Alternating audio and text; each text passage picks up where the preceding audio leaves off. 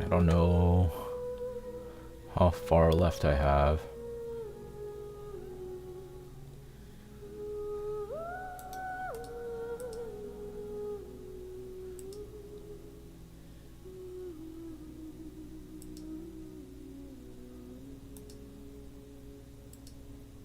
Yeah, still have to edit this again, which sucks.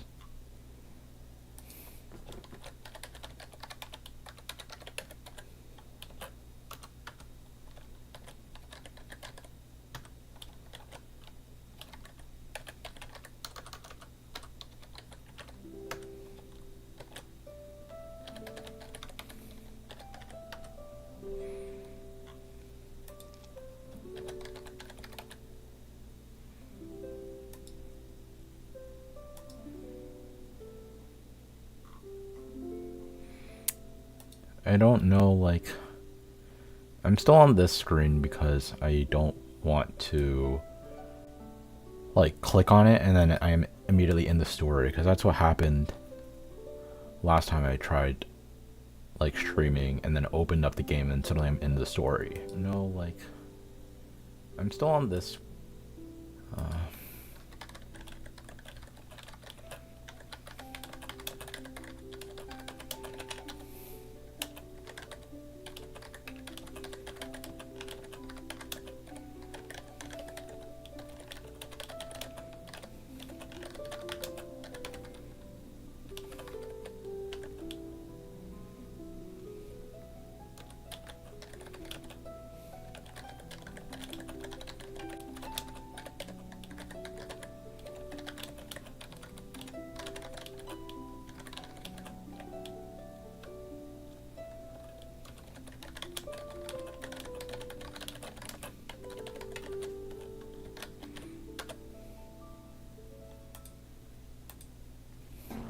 okay.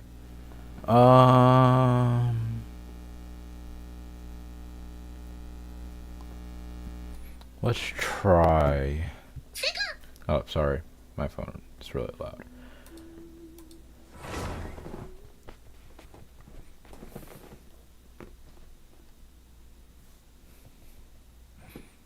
I don't know what they're gonna make me do. Okay. Enter the unknown space. How far is this gonna send me back? Surely not too far back. Where am I going? Oh.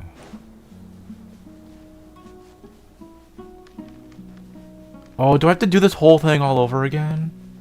No, just the meeting with these guys. Okay, well, I'm just gonna mash space and you know what? I'm gonna play a bit Project Sakai while you guys when this happens. So I'll just let it play for a bit. So, what does the academia want? Since they've sent their special ambassador, I assume there's a big business deal to be made. If not, I'd be very disappointed. Please, sir, lower your blade. You're lucky I'm the one they sent. Not all special ambassadors share my admiration for the Eab people. The ever-shifting balance of power in the desert reduced the once great civilizations of this region to rubble and sand. But the story of the Eab has a very different trajectory. Others grew weak, but you grew strong, beginning in obscurity and moving to prosperity. You're the only ones who defied the trend. Huh. So, you do know who you're dealing with? This well is the perfect symbol of your strength, is it not? It used to belong to the Unut, but it looks like you have control over it now.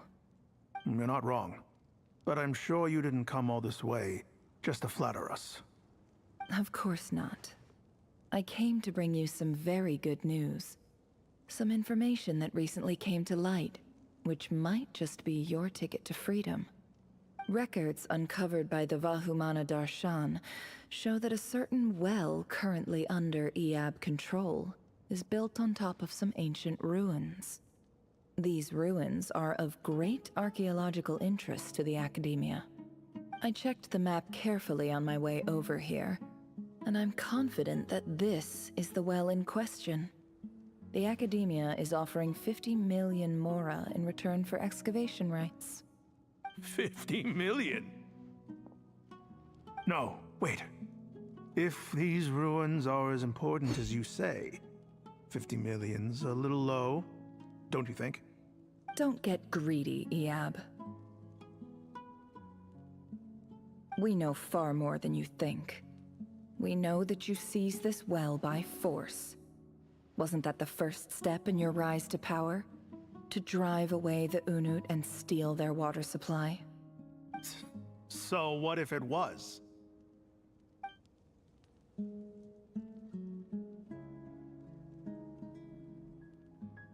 Don't worry. As unscrupulous as it was, it's something we're willing to overlook. The Academia is only interested in dealing with the de facto power holders in the region. I hope I am making myself clear. And I hope your words are the truth. If I find out the Academia is trying to play me, I'll hunt down every one of your people and make you watch as I cut their heads off one by one. I assure you, Chief, that would not be in your long-term interests.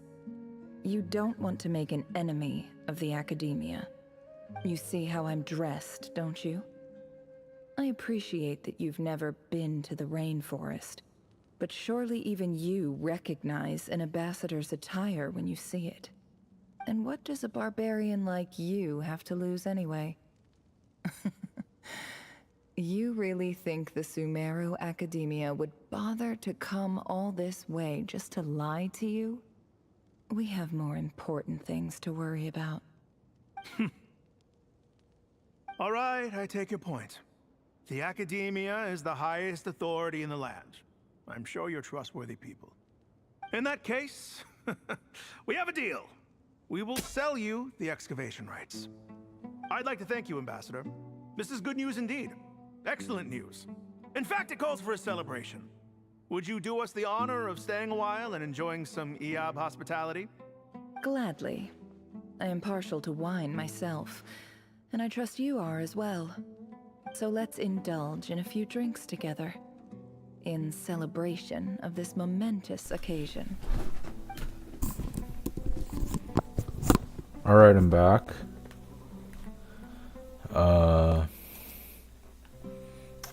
I'll probably just spam spacebar. Chief, it's an emergency. Cause I already did this. I don't. They've. What? Oh, don't just... Yes, Chief. I have every... Well, what is it? The Unuts were... I am obliged... No! That well... Glad to hear it. If there is a... Wow. All it took was a few words. So, in summary, The Eab... So let me ask... kill them all. Precisely. At the same time... We have our own... Right. Natural. Weren't the Eab... Let me be... Say no. Good. You see... Alright. Yeah.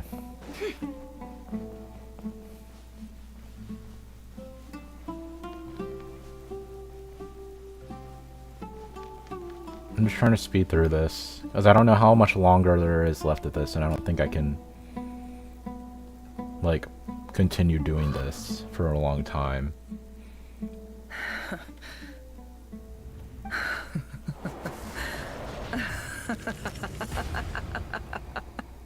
Look at yourselves. The monsters who destroyed my home. They're just ordinary... Maybe I've Oh, Sinuhe. My gullible fool of a father. My thumb Perhaps hurts. if you'd been as ruthless as I was today, but you... Nefer, it's okay. I believe I Yeah, but even so... I'll leave it like this. Yehoda, is there anything you can do to ease the tension? You've got this, Yehoda. It's your time to shine. Alright, time for a sharp turn onto a completely different topic. How is she understanding us? So, anyway, that's enough of that. When are we getting out of this place? Feels like we've been walking forever. I'm getting pretty tired. Oh, Halma, you tired? Yes. If we can find somewhere to sit down, I could certainly do with a rest. It's not far now. There should be a temple just up ahead. Is this situation about to reach a conclusion? Yes. Really? A temple? That's where this story ends? I guess that's how things go in the desert. I've been to a similar place with a friend from the desert before. Desert dwellers can never escape their destiny. Or so everyone says. I never wanted to believe it, but looking back now, I'm as desert as they come. You mentioned a temple. What's waiting for us there? My biggest trade secret of all. Ah. Then I'm guessing it's where you got your power from. The power to peer into other people's minds.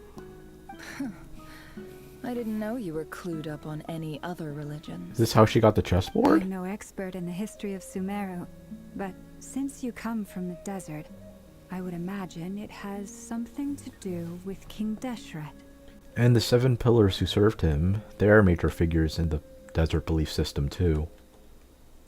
Sounds impressive. I have some friends with connections to this stuff. Specifically the Hermanubis.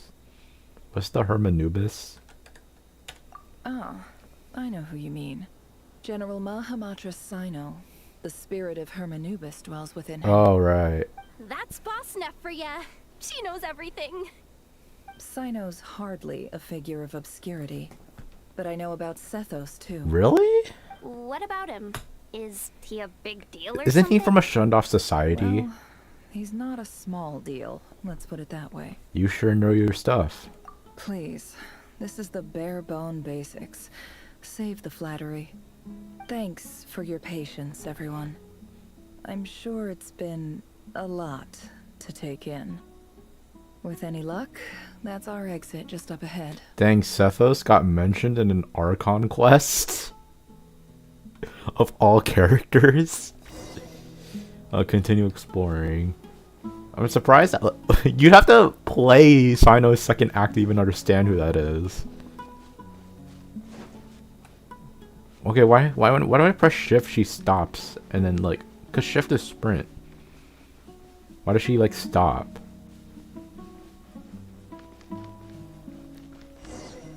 Oh, this is the Temple of Silence, right? Go to the entrance of the temple.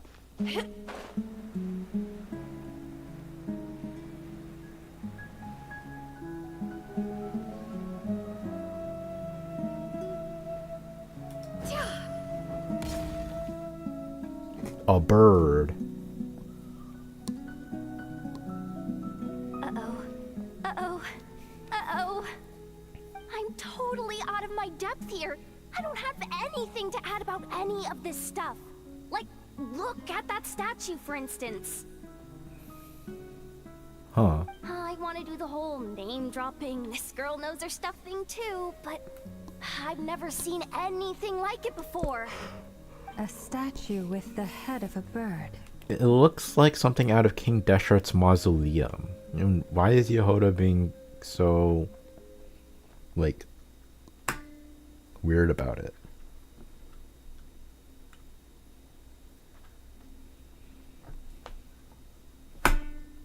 Yeah, sorry, I'm just playing with my chair. That's Thoth, the Ibis King, one of the 7 pillars of King Deshret.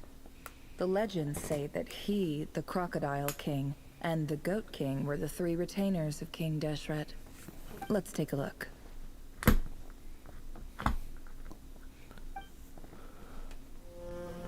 Ooh, a cutscene.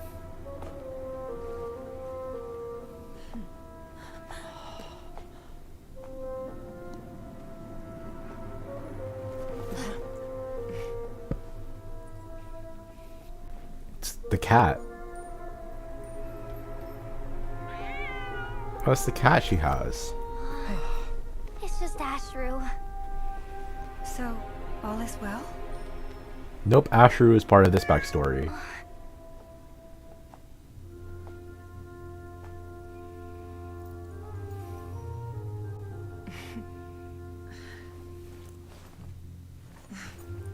Typically speaking, at this point, the world disintegrates. What? Then we find ourselves back in the outside world. Besides, these are my memories. There's nothing to fear. You're sure? Of course, it's almost over.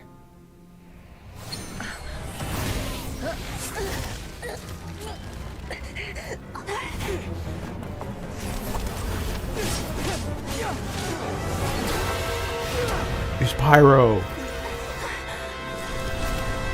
Nefer! Hold on!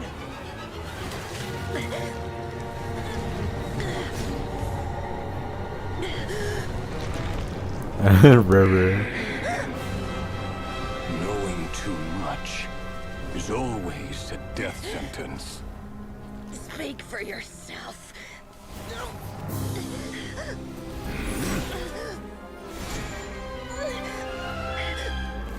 Yo, Dainsleif? Oh, Dory's charm. She's been running that the whole time?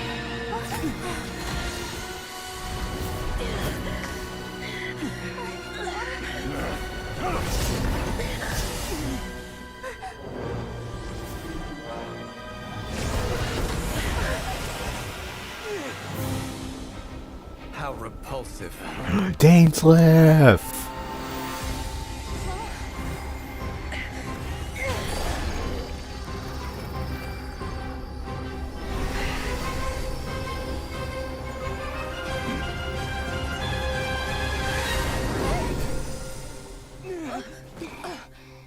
Oh, Columbina. Yo.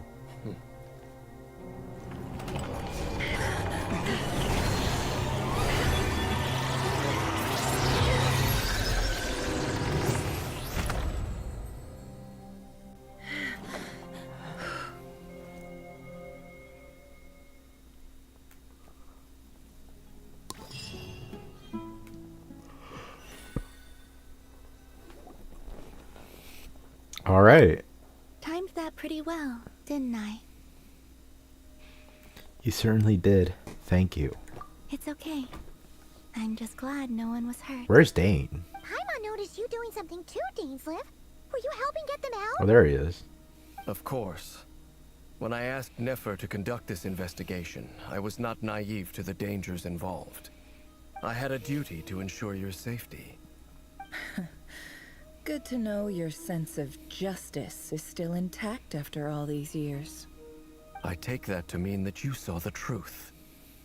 That comes as a great relief. I certainly did. And thanks to your help, I also managed to trap Rerir inside the chess set. When did he get in there? How'd you manage that? Well, to be honest, I sensed that something was wrong long before we made it to the temple. By using this fragment to probe into Rerir's past, well, the monster formerly known as Rerir, it seems I alerted him.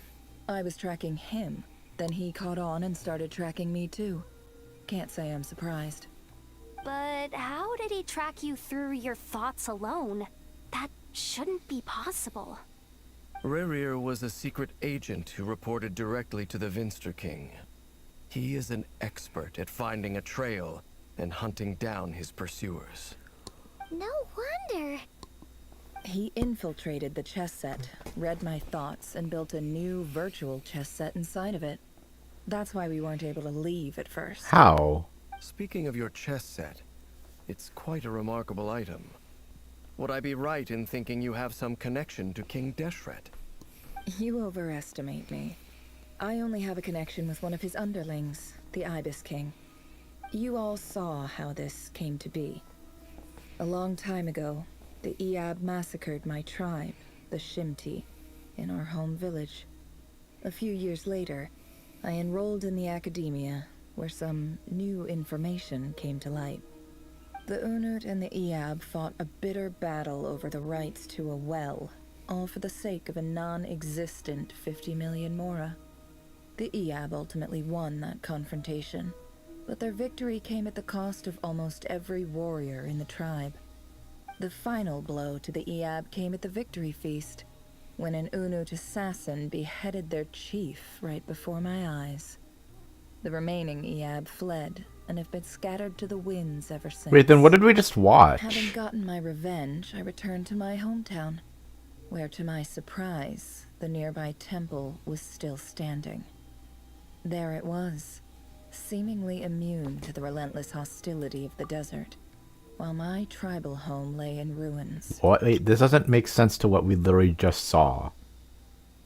Yeah, murdered her tribe, and then she will neck Damon when... Yeah, then over rights to a well, all for the sake of non-existent 50 million Mora. The Eab won the confrontation, but their victory came at the cost of every war in the tribe. But then how come we didn't see this? Because we didn't... The chief... We literally just saw, like, the chief in that entire fight. This does not work with what we literally just saw. Because what assassin? What do you mean the chief was alive and the Eab won? I thought they just killed each other in that war, and that's just how it ended. As I stood there gazing at the temple, I noticed a cat just outside. This cat, as it turned out, was home to the spirit of the Ibis King. He led me to a gate deep inside the temple, and there he made a deal with me. This chess set is my gift from the Ibis King. The chessboard within is made to the same specifications as the one in the mausoleum of King Deshret, and represents his power of piercing analysis. Bro, this was literally just a Jumanji reference. With this chessboard in its container, I gained a certain ability to perceive hidden secrets. Now, you could conclude that the Ibis King simply wanted to give the people of this world the power to seek the truth. But I don't believe that's the full story. Every god plays favorites. Their hearts are as fickle as any human's, full of secrets, perversions, egotistical tendencies. But precious few gods are willing to admit this. It is the same with all powerful forces, including fate itself. Their gaze falls preferentially upon a select few. As you rightly point out, this is an act of favoritism. If you're alluding to the Abyss, then yes, I agree. Gather the others. It's time to share everything I've learned. Before long, the group was gathered in the office, too busy to attend the others of their movements. I couldn't read that Thank you all fast. for being here. What did she say? To inform the others of their movements. As promised, I did some further investigating into the Raker of Solnari's background. I am pleased to report that the investigation has been most fruitful indeed. The Raker of Solnari, real name Rerir, was once a Conrian subject who served the Vinster King. I will now share the important details of his story. Please save any questions or comments for the end. Nefer narrates Rerir's backstory to the group.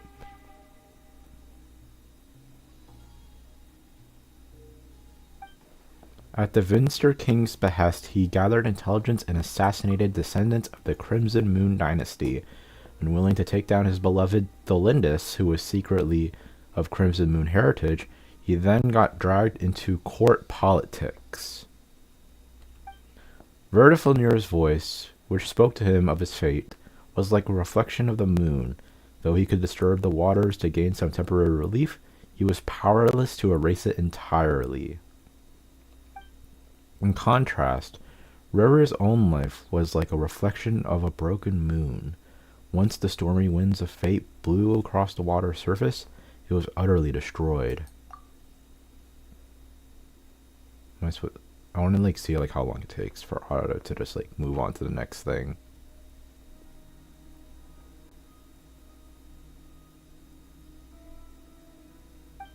Okay. Thelinda smuggled away a piece of the moon before disappearing through that mysterious portal. It was passed down through the ages, finally falling into the hands of the knave, which is the piece we have now. So the one that Thelinda gave to that girl is the piece that we have now with the knave. But what lies on the other side of that portal? Is it really a whole other world? Thelinda's never had the chance to share what she found there. Neither did Rerir, who followed her in. So that's why he's so obsessed with the moon. A tragic tale, to be sure. But it does not excuse his many transgressions. But it also does not make sense to why he would try to fight the Frost Moon side. The Frost Moon. So, like, why would your target be Columbina if you're for the iridescent moon? And even then, if you had the clues to figure out where it was, you'd have to go to Arlecchino, who knew where the Crimson Moon was, and then you'd have to follow her in there. I guess it's just like, as a lead, he has to attack Columbina, but like, why would you attack her? That doesn't make any sense. Because even with her power, it doesn't make... You wouldn't even be able to get the moon piece that you wanted. You have to go to Arlecchino, who was able to open up the portal to get the iridescent moon. No matter how much Rerir suffered in the past, the fact remains that he is what we know today as the Wild Hunt, wreaking havoc upon innocent lives in Nod-Krai. He becomes more dangerous with each passing day. If left unchecked, it is simply a matter of time before all of Tevat suffers the consequences. This is a threat that the Knights of Favonius cannot ignore. Or the Knight of Question Favonius. for Miss Columbina.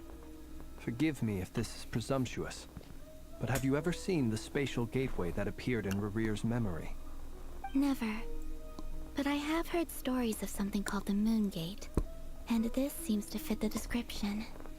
Miss Lama, any thoughts on this?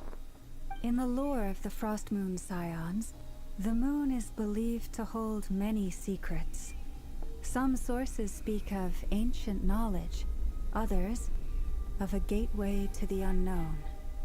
The term Moon Gate is one I have heard before, but as is the case with all of our legends, there are no records of any first-hand witnesses. We cannot know whether it truly exists. Then back to Miss Columbina. As a moon goddess yourself, do you have some idea of where the Moon Gate leads to? Not at this stage, sorry. I do hold the power of the Frost Moon, and my strength is recovering well. I can sense that the gate would open at my command, but... But there's more to the power of the Frost Moon than that? Yes. A moon goddess has the right to open the Moon Gate, since it is a path to the moon. But as Nefer mentioned, holding open a spatial gateway takes a huge amount of power. And right now, I need to conserve my energy to fight the Rehr of Solnari. I'm afraid this is one mystery we may have to leave unsolved for now. Do you think the Abyss research had anything to do with this? Probably. I mean, like, why would they, like, go through this entire plot line of, like, oh, we abandoned the idea of going with the Crimson Moon research, and we're just gonna go through with the Abyss, because, like, whatever, it seemed better. I agree. Better to save your strength. But if you'll humor me for a moment, I have a bold conjecture of my own regarding the world beyond the gateway. I highly suspect that neither Tholindis nor Rerir made it through unscathed. The evidence pointing to this is the fact that the Rehr of Solnari exists in the form of countless fragments. With the abyssal power he wields, no ordinary foe can touch him, let alone tear him to shreds. And yet, the Wild Hunt proliferates wherever his scattered fragments lie, drawing hordes of monsters to many different locations across the land. I like how Yehuda's here, and she's involved in all this. Yeah, she's literally just occupying herself looking at the cat. So your theory is that Rerir was physically torn to shreds by some powerful force? Hence, why the Wild Hunt is a distributed phenomenon, rather than a unified one? I mean, like, yeah, because, like... Wait, what did he say? Yeah, I mean, like, he's fragmented. So, like, there has to be a reason why he looks like that.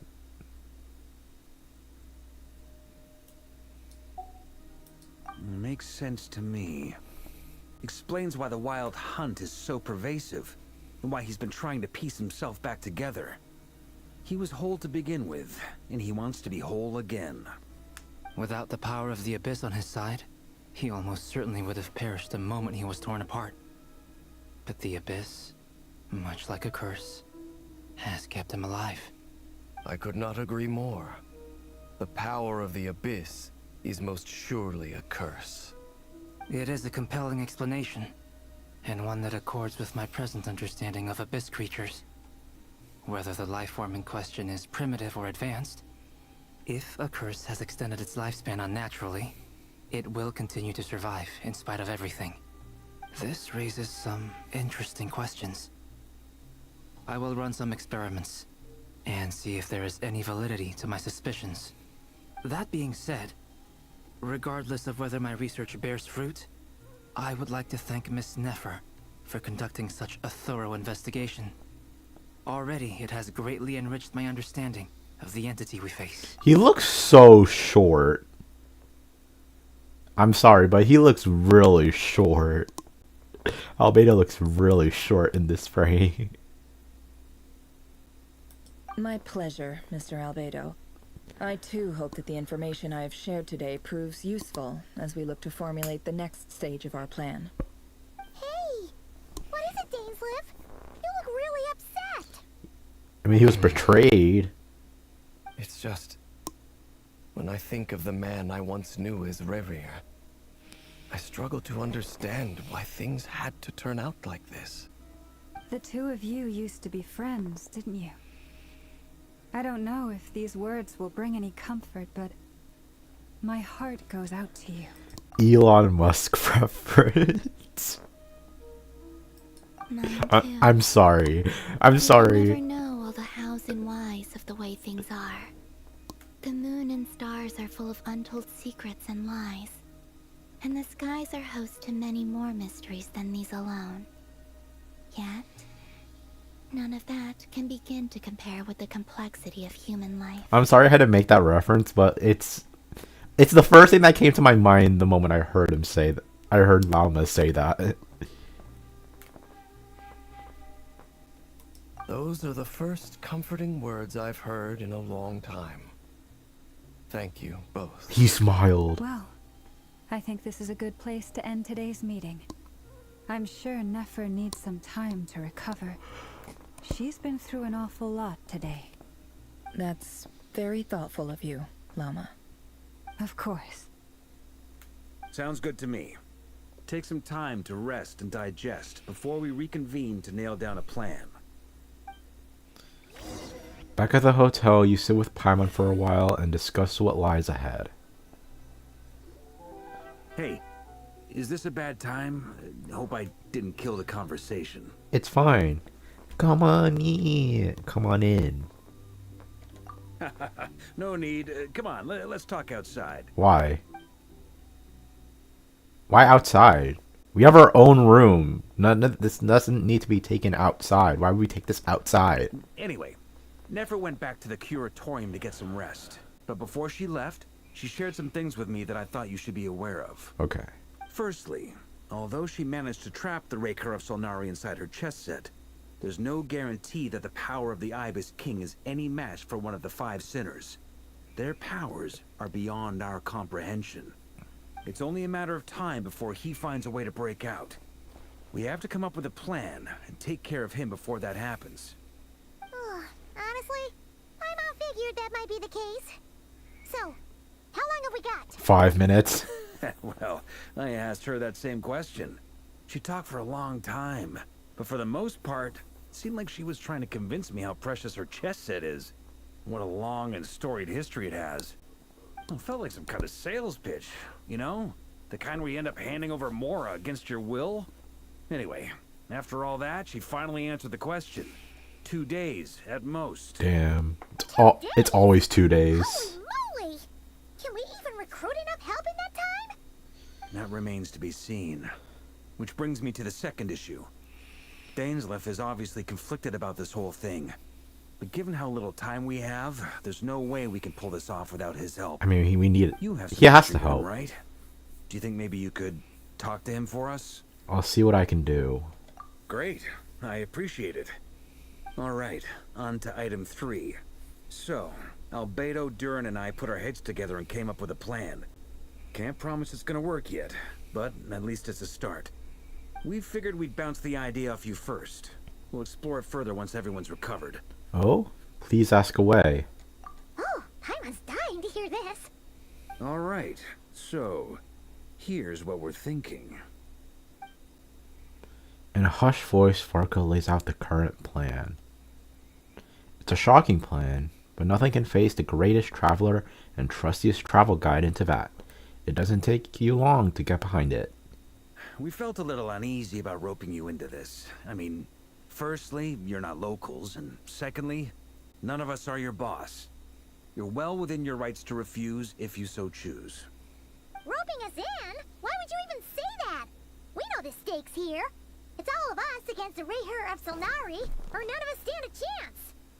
I choose my words very intentionally, I'll have you know. I like to think there's an art to striking a down-to-earth tone even when the stakes are through the roof. Sir Varka, I have a few thoughts about this plan. I'm all ears. Zack speaks. I think we can be more flexible with how the roles are allocated. In my view, the most sensible lineup would be like this. Transition. And you won't know what they say until like we actually do something. I see your point, yeah. But if that's how we're going to approach this, you'd better make sure you're ready. To be clear, I don't doubt your abilities. Far from it. I just want to make sure. Are you really willing to take all this on? I want to do everything within my power.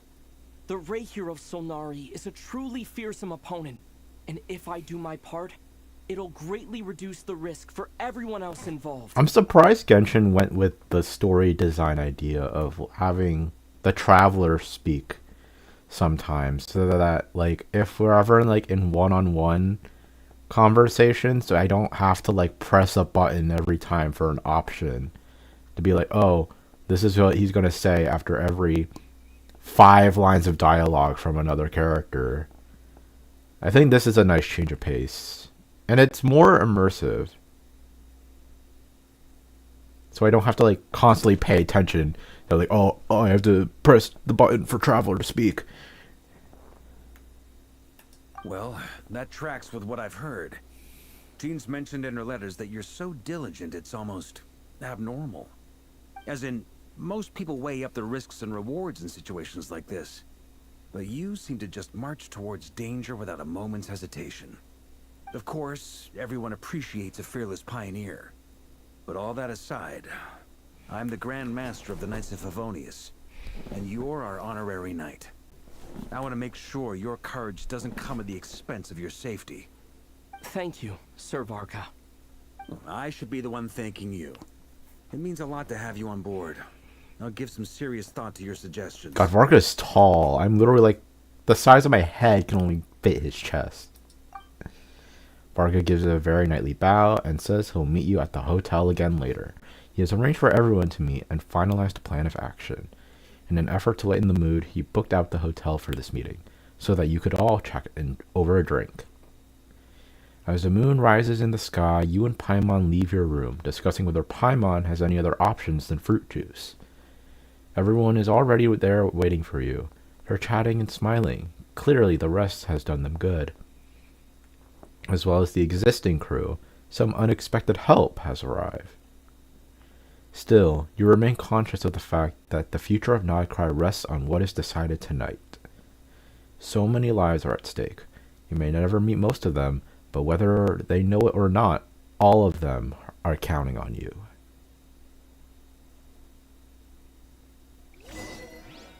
Game of Blood and Sand. Let the show be. Oh my god, I get to have free will now. Discuss the plan with everyone. I don't know how much longer there is of this story. Oh, in F1, I know. This is a thorough plan, but I do have one last question before we take action. How can we be sure that our enemy won't leave the designated area? Great question. Albedo's been hard at work analyzing Rerir and the Wild Hunt's behavioral patterns. His conclusions are as follows. I'm surprised Dory is here. I mean, like, she had involvement, but, like, I didn't expect her to be in this entire operation. Where's Dainsleif? I thought I was supposed to talk to him. Firstly, from the earliest known confrontation until now, Rerir has never displayed any ability to manipulate the dimension of space. So it's unlikely he has any power in that domain. Secondly, he seems to have a particularly strong vendetta against our group. If we put him in a fight-or-flight situation, he'll choose to fight every time. Thirdly, finally, and most importantly, he is consumed by hatred, both for the moon and for his enemies. Turns out, we tick both of those boxes. We have a reincarnated moon in our ranks, and a spy who accessed his private memories without permission. He'll be baying for blood, not looking to escape. As someone who's had their fair share of interactions with the Wild Hunt, those all seem like valid observations to me. Understood. Then I will defer to the verdict of the group. Well, everyone, that's the plan in full detail. Albedo and Durin are carrying out their part as we speak. Damn, Plan they're approved. efficient. Scheduling. Okay, any firepower you need, I got you covered. Let's light this baby up. Where's Columbina? The Frost Moon Scions are behind you as well. And the rest of you?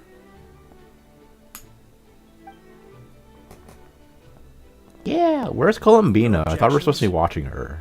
All right, then it's settled. This is the plan we're going with. Next up, an old tradition of mine. Anyone who wants to back out, now's your chance. Wait, we can still back out of this? Everyone says things they regret, right? I don't want anyone feeling trapped because their mouth said yes before their brain had time to think things through. A very people-first approach. I hear that's common practice in the Knights of Favonius. What the hell happened to every night he had? Who'd you hear it from? D-Luke? Shh. We don't use people's real names at work. This contact will be known only as Owl, please and thank you. Damn. This plan They reference D-Luke. Everyone does their part. Flint's and I will absolutely support it. We shall indeed. You'll be glad you accepted our help. Also, you are the last person I expected to see here, Miss Dory. Yeah, this is weird. It's not often I get called Dory in a work context. My peers usually call me Lord Sangama Bay. So, the longer your name, the higher your net worth. Is that the idea here? In that case, Mr. Flint's here must be worth a fortune. That's right, I know your full name. It's... The walls are thin here. I'd appreciate you keeping that a secret. Okay, fine. Ugh, I'm actually only here as a favor for someone else. Do you have any idea how much it would cost to hire me otherwise? Oh, does this mean someone out there actually has the power to boss Dory around? Damn. It most certainly does not. We have a long-standing and mutually beneficial business partnership. She's actually the mom of a friend of yours. Said mom supplied me with a great little trinket, but now that lady's ruined everything. If I don't start building a little goodwill now, my whole business in Nod-Krai is gonna go down the drain. Wait, what do you mean by mom? Okay. So what exactly is so special about this pendant? It's a lucky charm that a great mage made for me. We have a business relationship, and she was worried that something bad might happen to me. So, she wanted me to have something that can store power to protect myself with. I finally got it all fully charged up with Kuvaki, and then Nefer went and used it all up at once! Never lost so big in my life! You're right. It was all my fault. I didn't mean to drain all the Kuvaki in the pendant, but I'll make it up to you. You will? Well, in that case, how about you give me your chess set? and we call it even. No. I knew you'd say that. Well, it's yours if you want it. In fact, take it now, and I'll even throw in a free Raker of Solnari. Deal? Damn. You're putting me in a difficult position here. Yeah, you want one of It's the a very 5 useful sinners? thing to have around, but I have a funny feeling it won't be around much longer. I guess we'll see in a couple of days. Looks like bankruptcy for me. Hey, don't be so pessimistic. See this through and you never know. You might find a new business opportunity on the other side. Why are there so many Electro users? With action in place, everyone chats amongst themselves. You can probably on the side to check in to see how each stage of preparations are going. I didn't read the first thing because I was talking my own comments. Now I will never be able to know what it says. Unless I just go back. Why am I outside? Hold on, let me check what it said. It said everyone chats with an action plan in place. Everyone chats among themselves before going their separate ways to get started on their work. Okay, that's what it said. Got it. Got it. Got it. Look for Dory.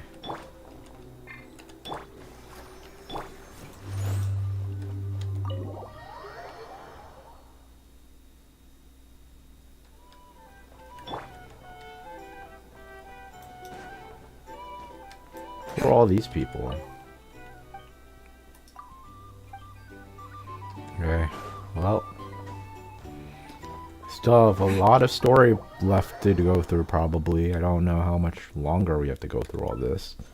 I'm guessing there's still more because this is the first Primo Gem quest, so... I'll protect us. Let me heal.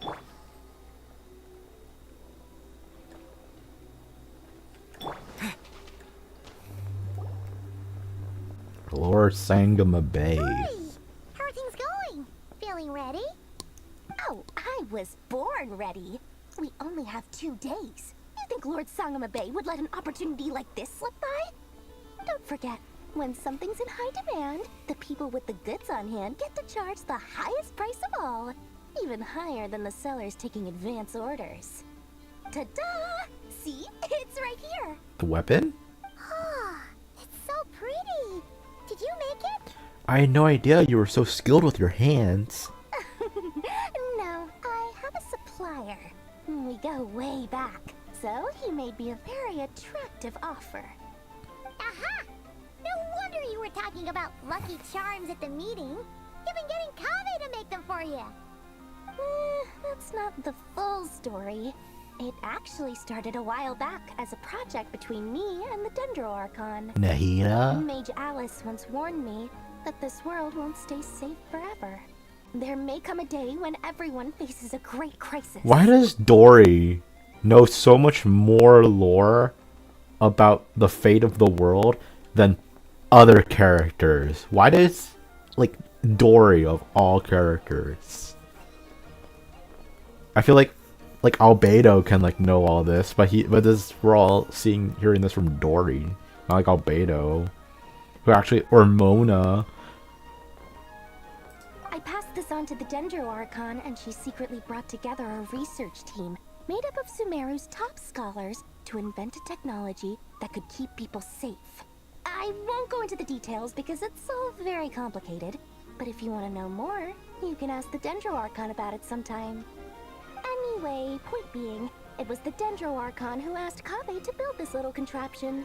As one of the top Kashara War talents, he was the obvious choice.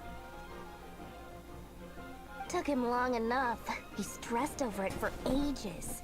Must have gone through at least a dozen designs before producing a final product. But that's Kaveh for you. He's an inventor, bro. Barak delivered it to me a couple of days ago, along with a letter from Kaveh. Could I ask why I'm sending this technology to you? And what's your proposed use case? Has it been approved by the relevant authorities? So nosy. My fault for sending him the research permit to begin with. I mean, he's dirt poor because of you. So obviously he has to check at all the legalities or else he's going to get sued even further into the ground. Surely Nahida must have told him you were involved in this project. He was probably just nervous because you're always so secretive about your business. Could be, could be. Anyway, I just replied, let's hope there never has to be a use case, because it would involve grave danger. Fair enough. But it sounds like he was just being cautious. He probably felt responsible as the one who made it. Or maybe he was asking as a favor for his housemate. He's done that before. Not sure why, though. His housemate doesn't seem to really care that much about this kind of stuff. I'll hate Either them. way, all's well that ends well. I'm just glad to finally have my hands on the product. I wouldn't want to be without it, given the potential dangers that lie ahead. Potential dangers. What does that look mean? Paimon's just super surprised. This must be the first time we've ever seen you actually get serious about something. This is not the Lord Sangoma Bay we're used to. Well, a long time ago, I made a promise to myself. Mile. Obviously, Mora plays a big part in that. But there are always going to be times in life when you have to give something back. That could mean paying back a debt, returning a favor, or showing some kindness. This is the most calm I've seen Alice Dory. has been a huge help to me over the years. She was the first investor I ever had. And I want my investors to know that Lord Sangoma Bay is the best in the business. And more than that, no one knows what the future will bring. Whatever happens, I want to make sure the Dendro Archon and all of Sumeru is prepared to face whatever comes. This is such a weird side to see her. So back at the pendant, you never intended to ask for it back, did you? Oh, that? I was just making sure Nefer and I are square. Don't be thinking it was some sort of benevolent act. I'm no saint, so don't treat me like something I'm not. My priority is doing the business that I want to do. So long as my conscience lets me, but it usually does. That's the Lord Sangoma Bay business model. Alright, if you say so. I do say so, and that's the whole point.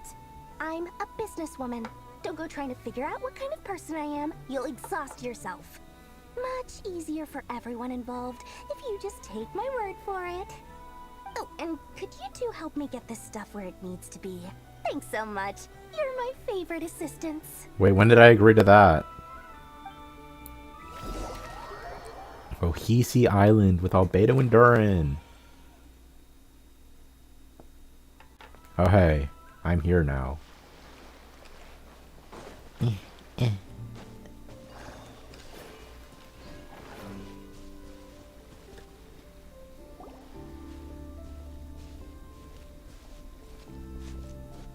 Traveler, Paimon, it's good to see you. Everything going smoothly over here? Sort of. As you're probably aware, Varka, Durin, and I captured some abyssal creatures from the Wild Hunt. Per the plan, we dissected and analyzed some samples of these creatures. The process went very smoothly.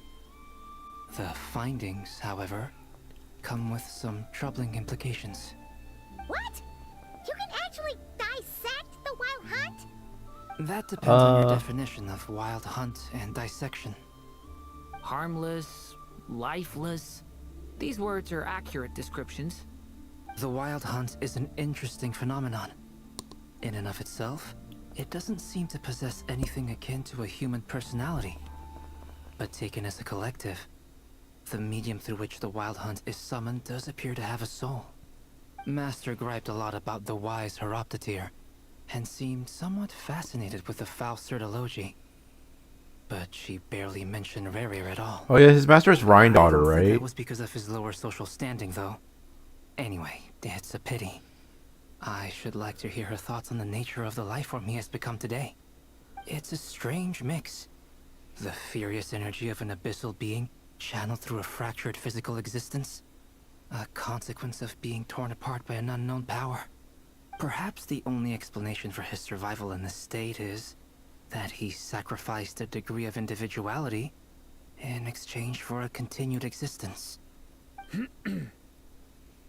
Oh, sorry.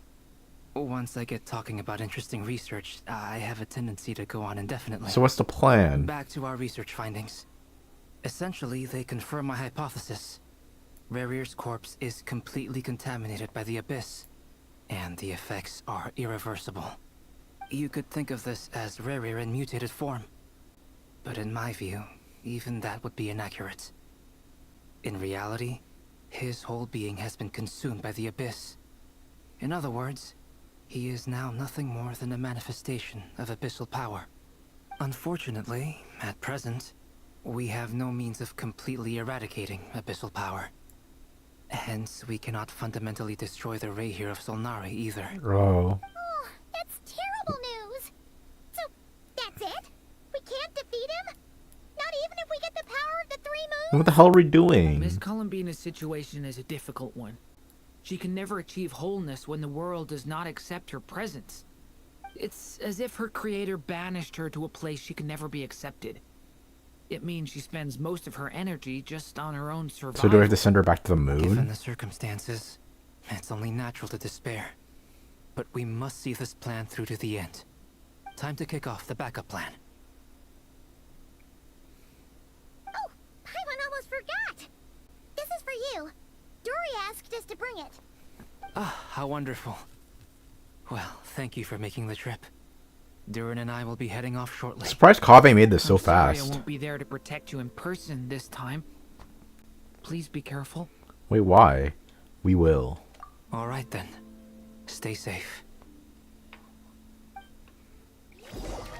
Ohisi Island with Varka and Lama for the Frostmoon Scions.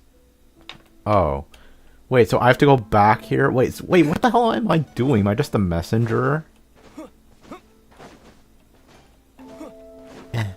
Try to bunny hop. Why is he not sprinting?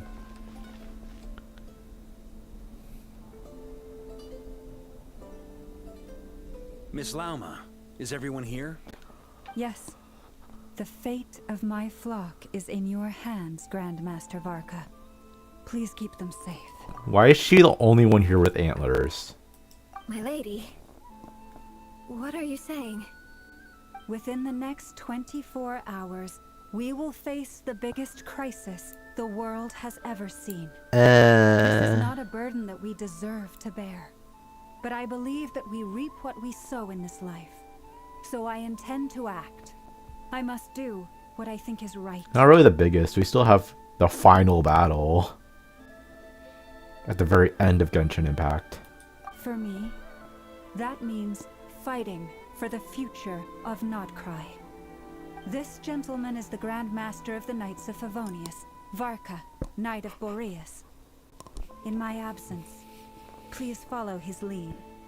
Hey, everyone. Hey, everyone. Guess I should introduce myself. Well, to start with, I know my way around a battlefield.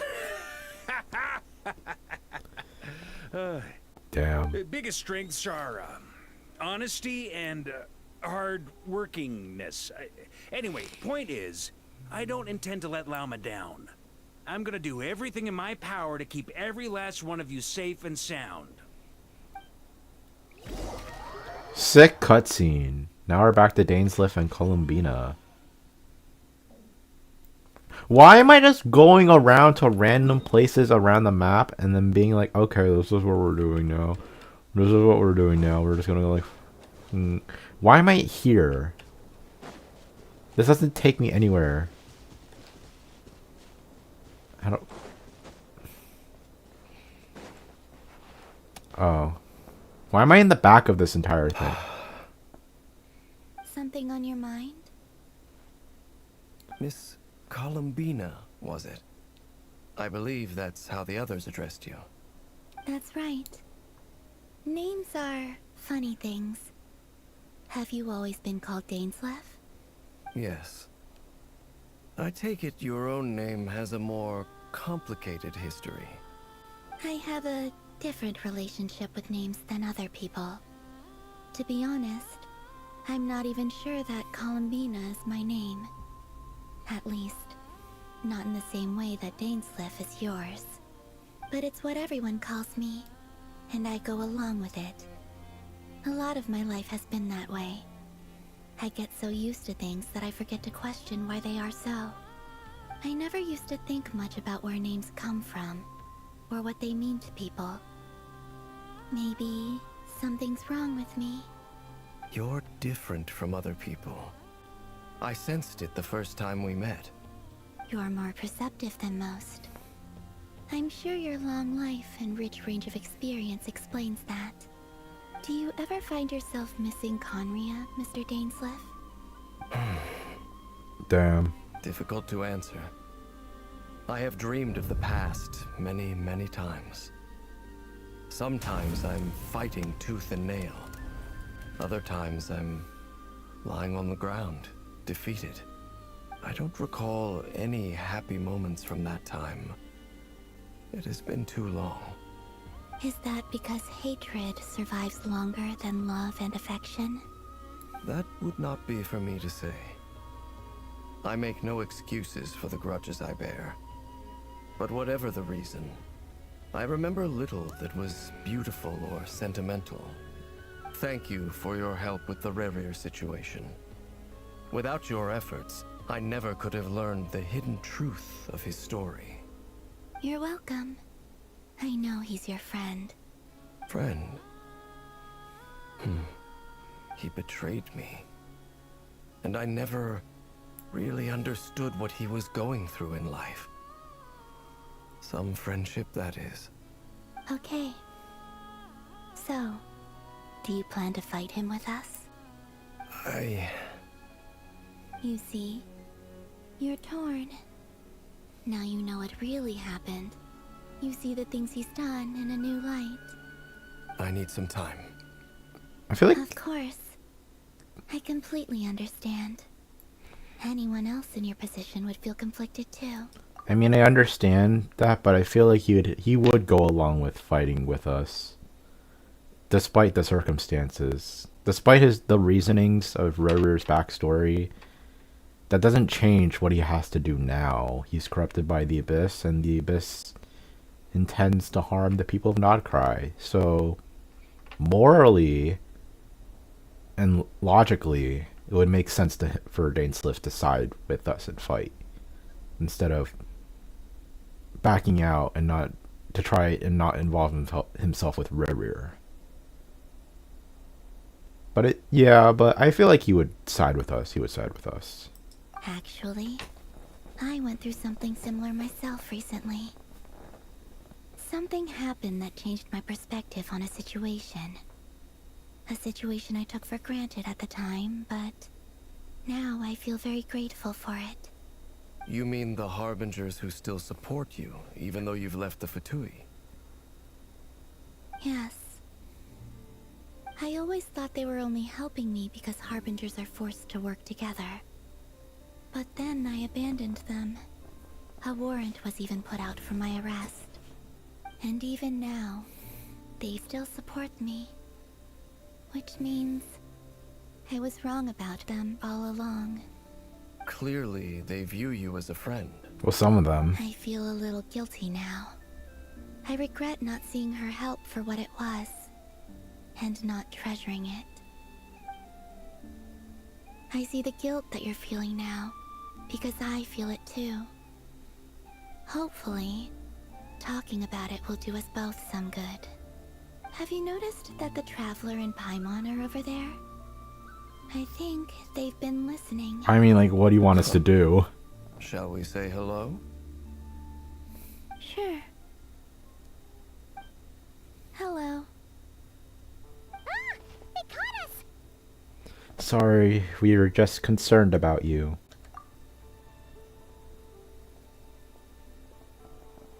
I apologize for making you worry. No doubt you wish to know where I stand on the plan to take down the Rerir of Solnari. I'm afraid I need a little time. but I will seriously consider joining you. He has to join with us. You will?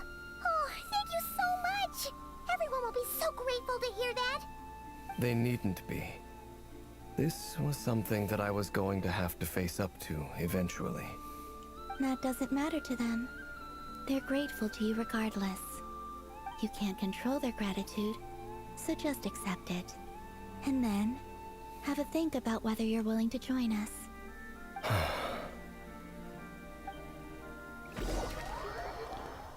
Sanctum of the Oath Keeper with Nefer, Lama, and Flynn's. Nearly showtime! Let's go rendezvous with the others. You know the place.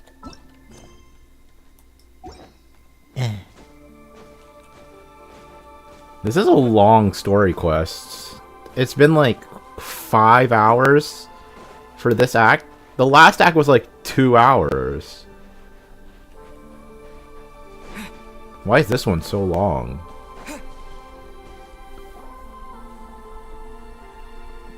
Ah, you're earlier than I expected. Hey, Flint's! Been waiting here long? Not too long. I came a little early so I'd have some time to think. Are you nervous about the battle? Quite the opposite. I'm reminiscing on my past battles. When I was awakened by the Radniki, I had not touched a weapon in many years. I felt like the battlefield was not where I belonged. But after waging war against the Wild Hunt for so long, I came to realize something. A life of absolute peace is simply not a possibility for me. My restless flame indicates that somewhere inside of me, there is a deep yearning to root out the evil in this world. Oh, that doesn't sound like such a bad thing. I agree. Well, in the past, when I was a Fae whose primary concern was hibernation, it was hardly ideal. But it certainly serves me well here in the present. And I am delighted to be able to join forces with you in this endeavor. Looks like I'm not the first to arrive. Ah, Miss Lauma. Did you sleep okay last night? I struggled to settle down at first, because of the nerves. But don't worry. I got enough sleep in the end. I'll be just fine. Thanks for everything. Please. I'm just doing my part. Nefer! Over here! The goods have been delivered and the backup plan is underway. Aino asked me to relay a message. She said Nefer will be on high alert and keep a close watch over all secondary districts where defense is required, providing support as necessary. Meanwhile, Aino herself will provide range support to us directly, using her latest invention. Excellent. My thanks to all involved. The chess set's looking a little unstable. It hasn't even been 2 Hold days. him much longer. We should be prepared to engage at a moment's notice. No sense sitting around waiting. Let's make the first move while we still have the option. I agree. Paimon, find a safe hiding place. Got it! Be careful, Traveler! I will. Damn. The prototype rancor. Everyone, take your positions as soon as the battle starts. Every Do I have to be ounce of Hydro Traveler strength for we this? have in our bones, let us bring to this fight. Ready? Let's go. I've seen all your futile ploys before. You have become the authors of your own demise. I wouldn't be so sure about that. You are merely a moment of sport before I tear down the moon. For what? Oh my god, a picture.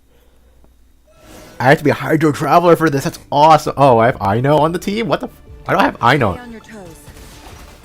Yep, you too. Let me help you guys.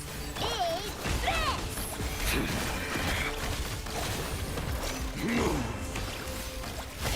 Moonlight. Fear the dark. Be silent. Moonlight. Heal. You poor It's all futile.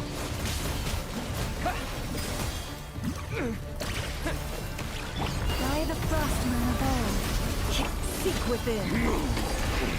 This doesn't work with 2 DPSs on the team, bro. Can't hide the truth.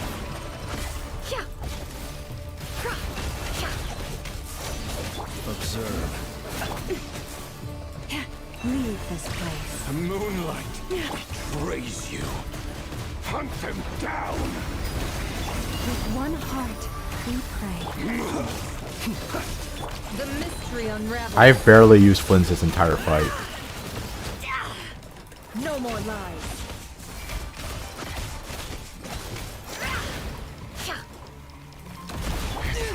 Futile.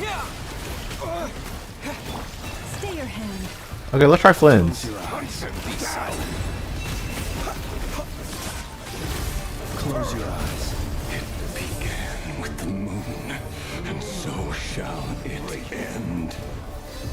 The moon will protect you. Wait, where? Wait, follow Llama's rhythm? What do you mean by Llama's rhythm? Oh, there. Leave this place.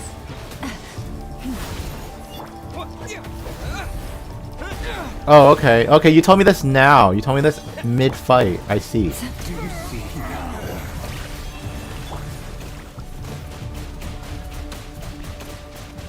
Fairfamir, when will it be as you foretold? Okay.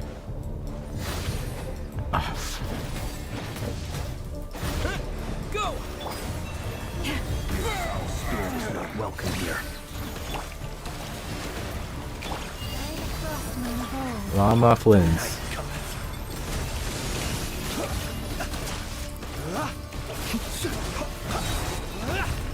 Keep your distance.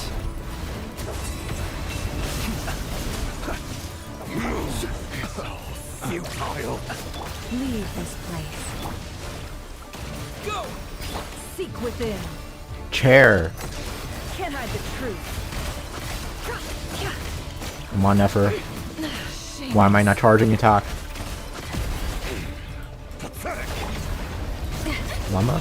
Poor lost lamb. Moonlight. With one heart, we pray. Water jet! It all adds up. The deception ends here. Your little game of heroics is over. Who wants to go first? Moonlight. Raise you. What is this? Get out of my sight!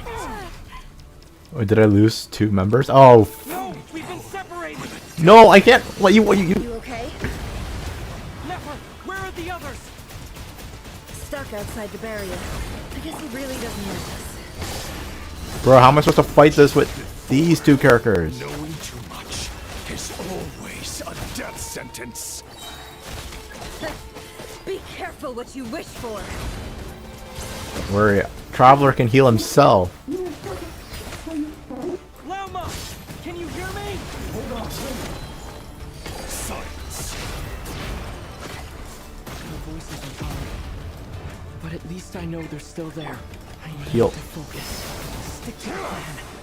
Remember my most important task. Just keep stalling him.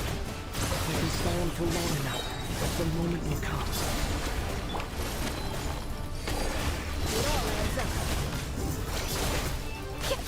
Can't hide the truth. God, this is not a good team, bro.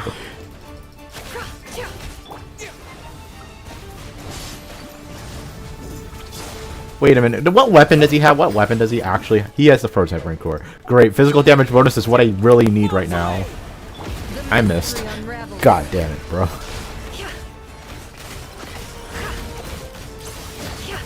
Okay, how long do I have to actually fight him for? This does not seem like I should be able to fight him this long. Eat my physical damage bonus buff.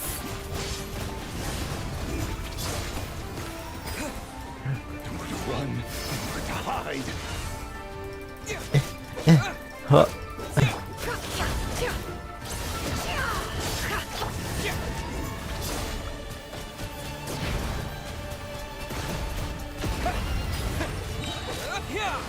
Yeah.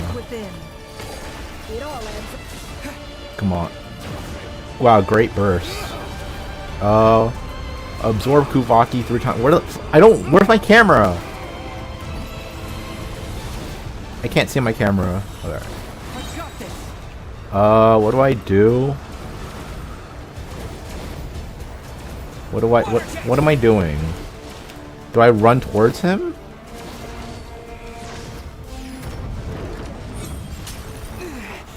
The shield's broken.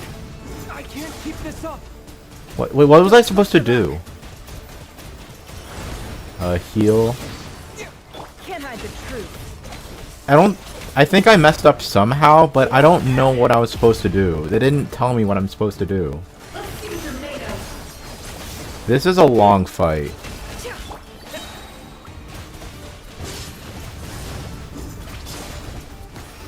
Wipe out. The mystery unravels. Does he warp this time? No more lies. It all adds up. How much power will it take?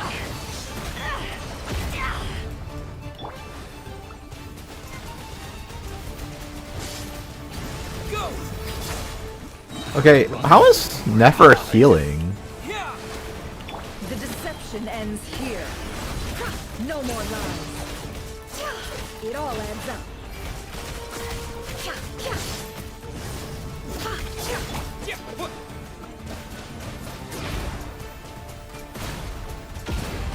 Good thing Ether has like resistance and stuff. I don't know.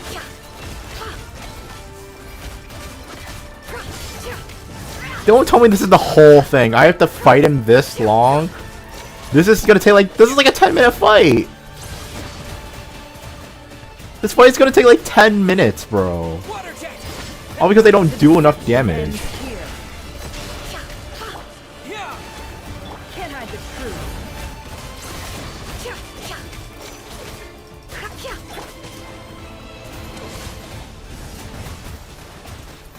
I feel like this is just a standstill, or like until I. Oh yeah. Oh it's C6. That's why I'm healing with. That's how he's getting healed. Oh, okay, he's gonna do this phase again. I need to get Kuvaki. That's just for a shield, right? This is just for a shield. There's no other way. What am I doing? Where am I going? What do I do? Q. Cutscene.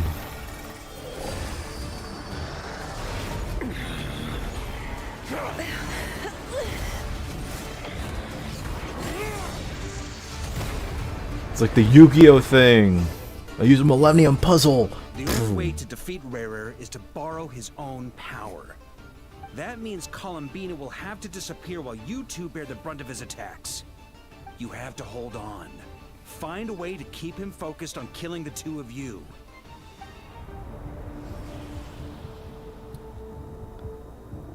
So we have to borrow his power? Your eyes are bleeding. Soon you will be powerless to resist. Damn, her eyes are bleeding. Then I will reduce you to dust. But that dust will plague your memories. Come on, keep holding on. Any other tricks up your sleeve? Let's see them. As entertaining as they are, you've backed yourself into a corner. The moon. You don't fool me. I see your fear clear as day. I have to stoke his rage. Make him unleash everything. You fear what you could never defeat. You fear the thought of never being able to save your beloved. You cannot win the fight against fate, Rarer. Damn. Is that what you think? That hit him personally. Now it's your turn to feel afraid. Cutscene. You fear the sound of your own name? Is it us you hate? Or is it what you've become? His wife. Let's see what becomes of you.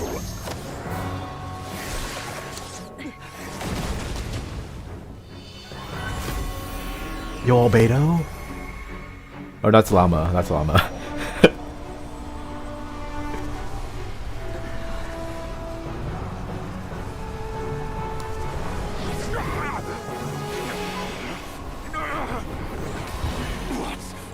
happening. That power. I've seen it before. Albedo! It was Albedo.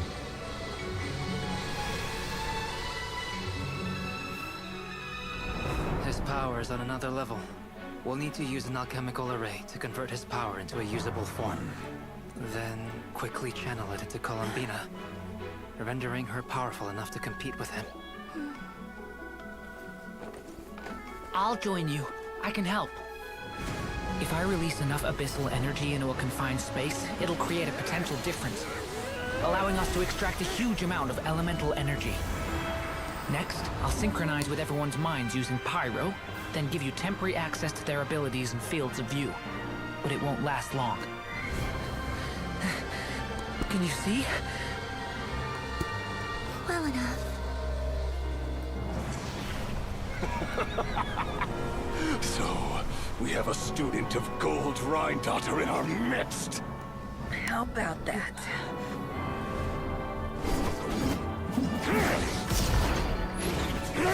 Then Flynn just comes in and blocks it. Oh.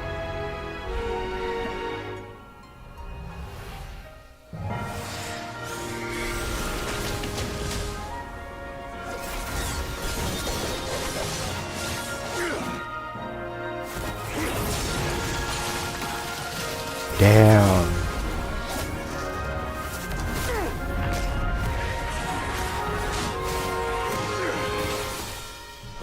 You use my own power against me? Just like how you stole Kuvaki. Look familiar?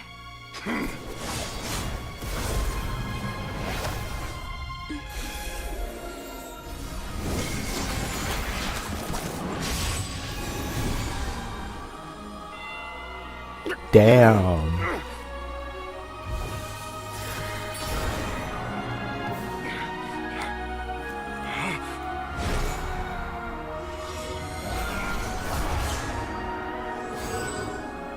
Don't you realize? You don't have the power to hold that gate open. I don't, but someone else does. Arlecchino. Oh, Dainsliff. Yo. Goodbye, Rerir. Damn. Damn. Damn. Oh my god, Dainsliff. Wait, where did we send him to?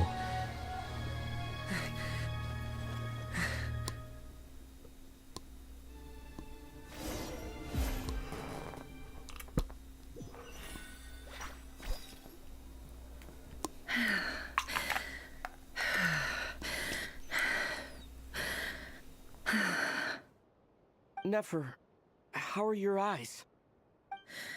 They're fine. Apart from the blindness, of course. She's blind? Not too late. Let me handle it. Oh yeah, Llama uses her blood to heal people, I forgot.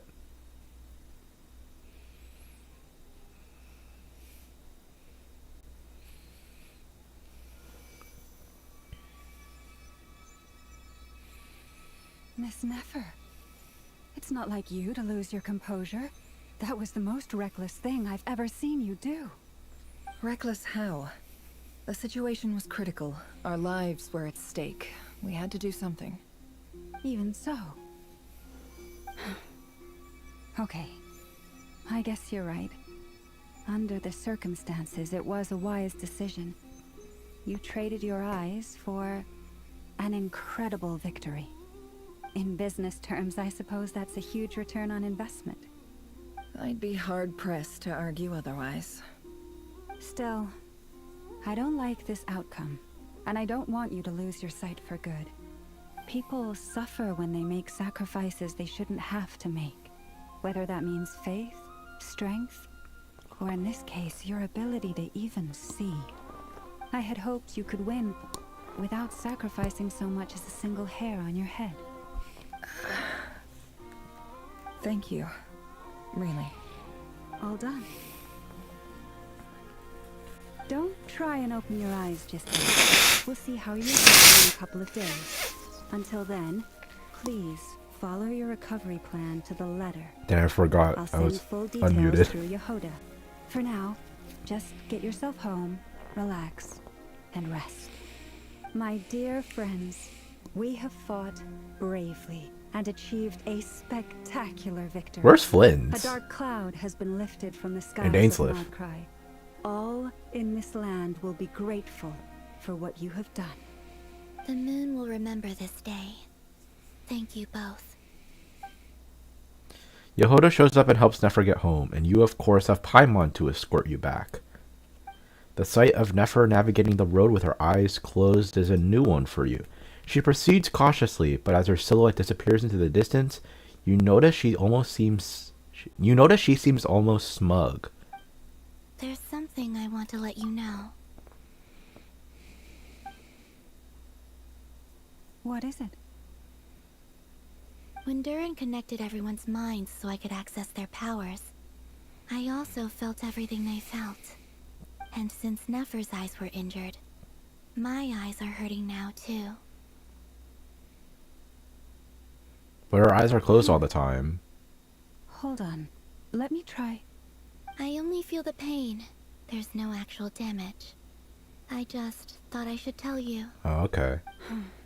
You're right. There's no damage. That's a relief. But I must say, I'm surprised to hear the Kutar share something like this with me. In the past, you never used to open up about yourself. I think she always rolls the tongue with Kutar. It's Kutar. Not Kutar, it's Kutar. Things are a little different now from how they were. I'm learning to share how I truly feel with my friends. Friends? You have no idea how glad I am to hear that. You can't help but break into a smile at the word friends as a warm and fuzzy feeling fills your chest. One by one, your fellow teammates report in to inform you that everything is under control. At Laowen's insistence, you lie down. You fought on the front line against Rerir, and now you need rest. Ellipses.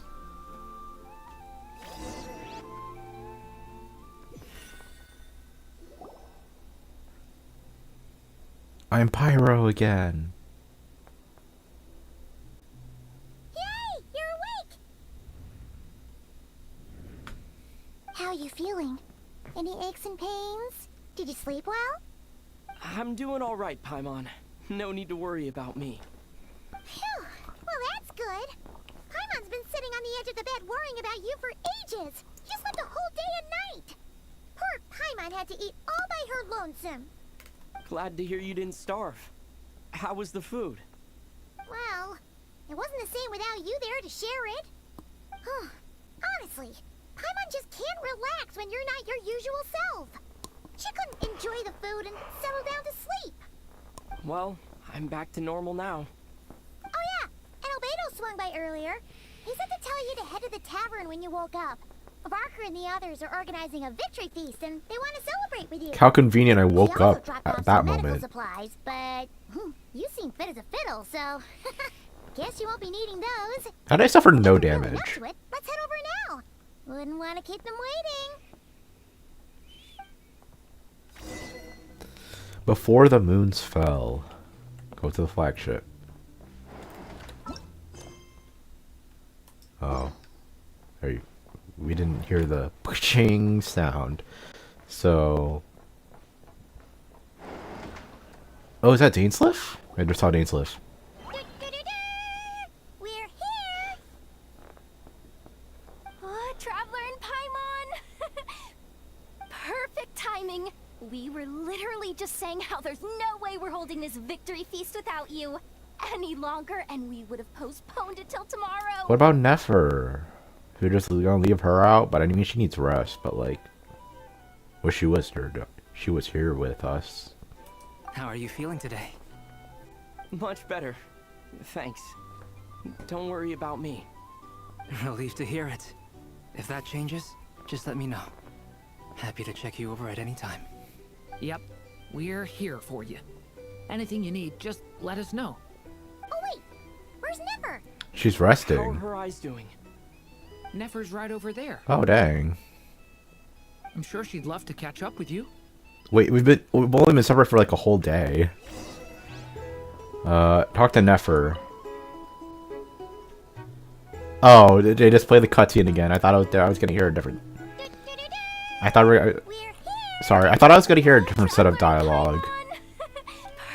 How are you feeling? Much better. Relieved to hear. Yep. Oh wait, where's Nefer? How are her eyes? Nefer's right over. I'm sure she'd love to. I think Dory says something. Let's talk to Dory. Hello, you. Recovered from the battle? Mostly recovered, thanks. I'm touched that you ask. Come on, what do you mean? Of course I'm gonna ask.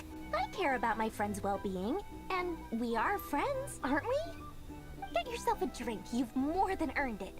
In fact, today, your drinks are on me. Lord Sangamabe's got you covered. There has to be a trick. Wow, really? What about Paimon? Has she earned it too? Has she? Please? Well, you haven't been through quite as much as the Traveler, but... what the heck, sure. Yay! Wow! Drinks on Dory! What a historic day. Hey, keep your voice down, or everyone else is gonna want in too. Have you heard anything I've been saying recently? Doing business in Nod-Krai has been an absolute nightmare. If I'm buying for everyone, oh...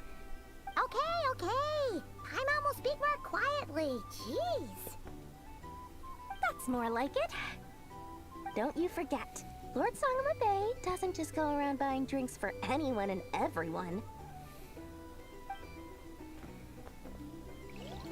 Is that like an optional thing? Nope. I don't want to like accidentally trigger something. Yeah, Dainsliff is there. Let's talk to Varka.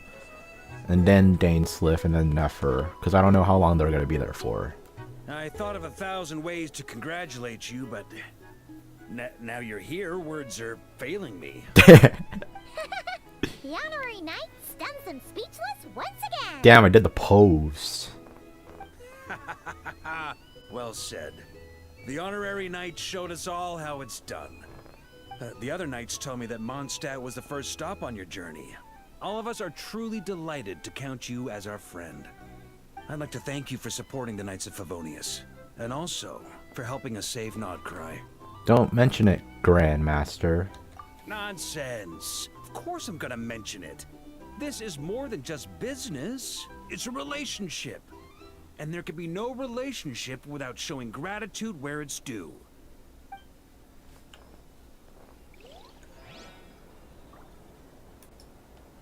Okay, I don't see Lauma and Flynn's anywhere. So I'll talk to Dane. I see you've recovered. You bet. Snooze his way to a full recovery. I'm doing much better. Thanks for checking on me. Glad to hear it. A healthy body is paramount. Nothing else in life is possible without it. So take it slow. You can't afford an injury. I'm so grateful that you decided to help us in the end. Paimon too. You really saved the day when you swooped in to open that gateway. I came to accept that although Rerir was my friend in the past, here and now, he was an enemy that must be defeated. Though I will never fully understand what happened between us, I could not let this crisis deepen any further. We fought a very necessary battle, and you played your part admirably. Thank you. I know it was hard, but you'll get through this. Yeah. And if you ever need to talk, just remember, we're always here. I'll do that. Okay, now we talk to Nefer, because we talked to everyone else.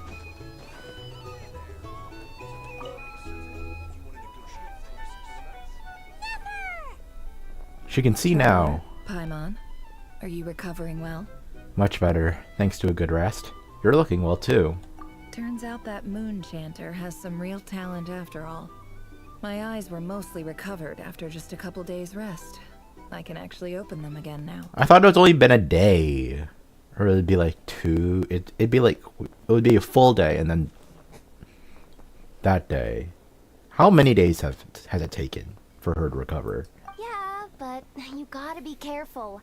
Lauma says not to strain your eyes while they're still healing. Yes, thank you. I'm well aware. Yehoda, When did Could she get I here? borrow you for a moment? I could do with an extra pair of hands. Oh, sure. Coming. Did you hear that? I gotta go help Lauma for a second. You guys chat among yourselves. I'll grab us some drinks on the way back. Paimon, you still like 'em sweet? You bet. Make it extra sweet, because Paimon's earned it. Sure thing.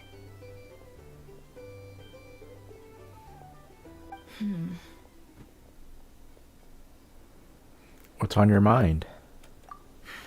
The Raker of Solnari. Kind of a snake, don't you think? More of a wolf, in my mind. No, definitely a snake. A poisonous one who spewed his venomous hatred everywhere. Anyone who seeks revenge out of hatred for other people has become a snake.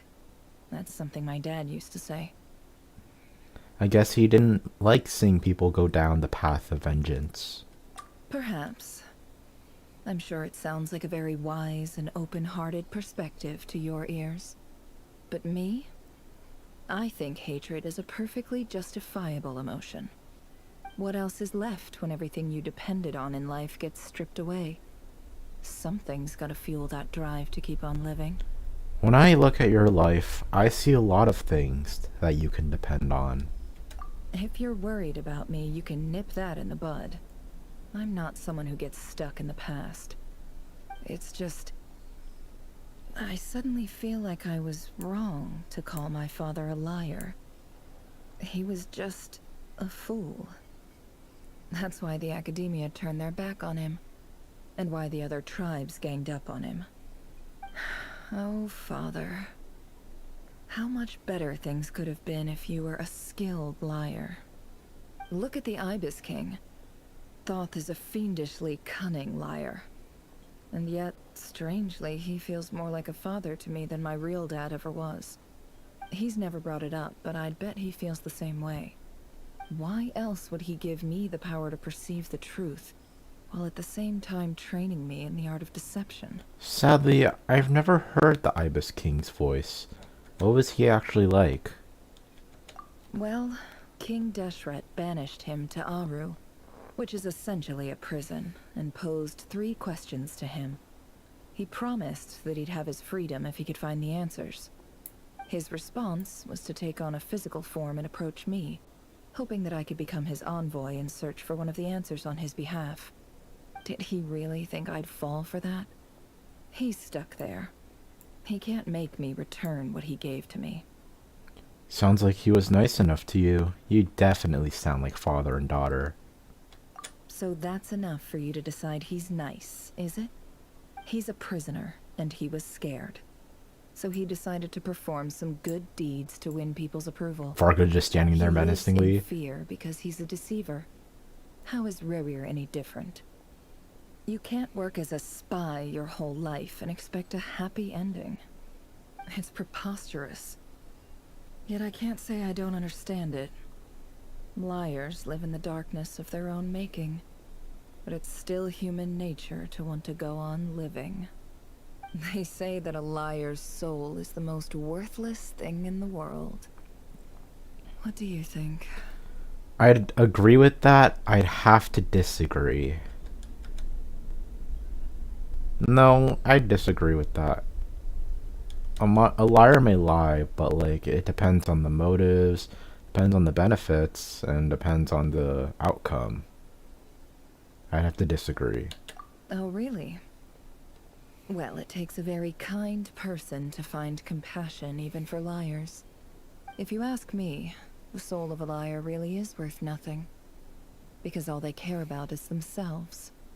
For example, when something good falls into my lap, I don't go sharing the news around. Stops other people trying to steal it from me.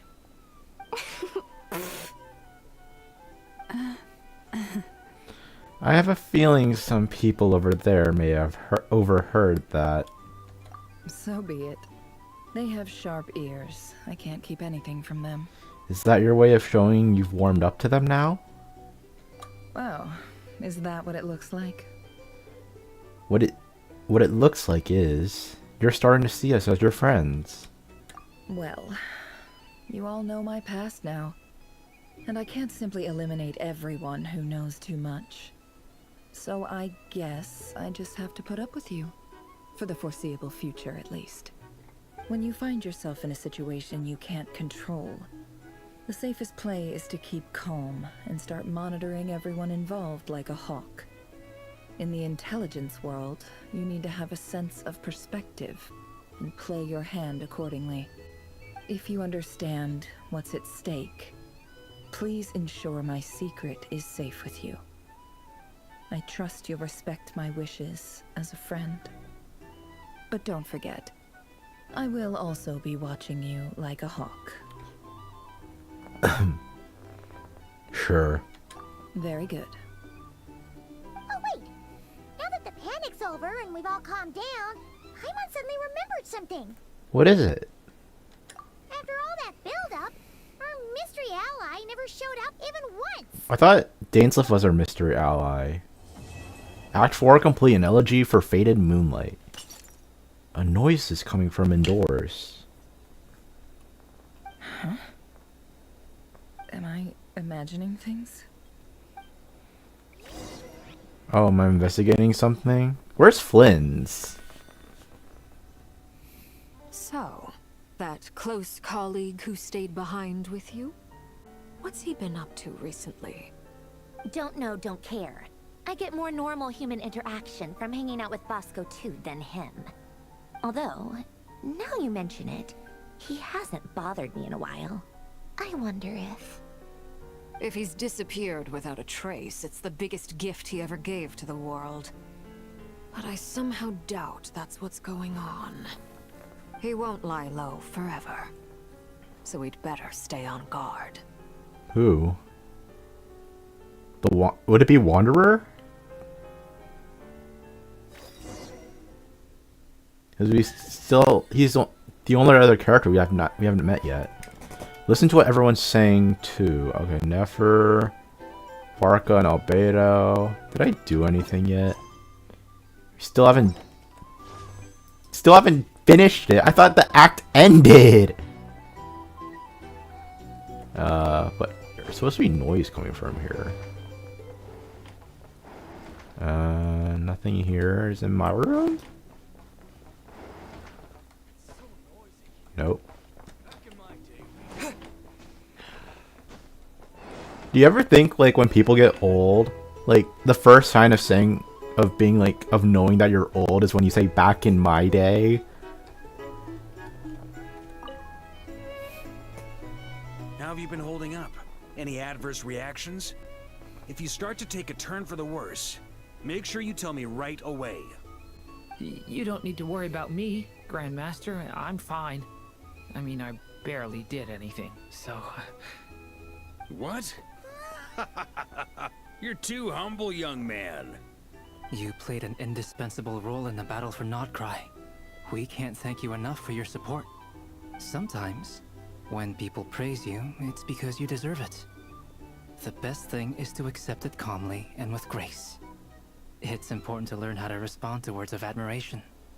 Let's do a quick demonstration. Albedo, that was an incredible feat of alchemy. The pressure was on, but you worked flawlessly at lightning speed to get the job done. Thank you. I can't take all the credit, though. Durin played a big part in forming the alchemical array. See? Did you catch that? A masterclass in how to take a compliment. Okay, yeah. I did work pretty hard to help prepare for the battle. No point denying that. Hey, you guys! And we're here. Why do I have no element? Why is my thing black? Seriously, great work, everyone. You all outdid yourselves. Hey, look who's bounced back. Looking good, traveler. Seems like you've recovered.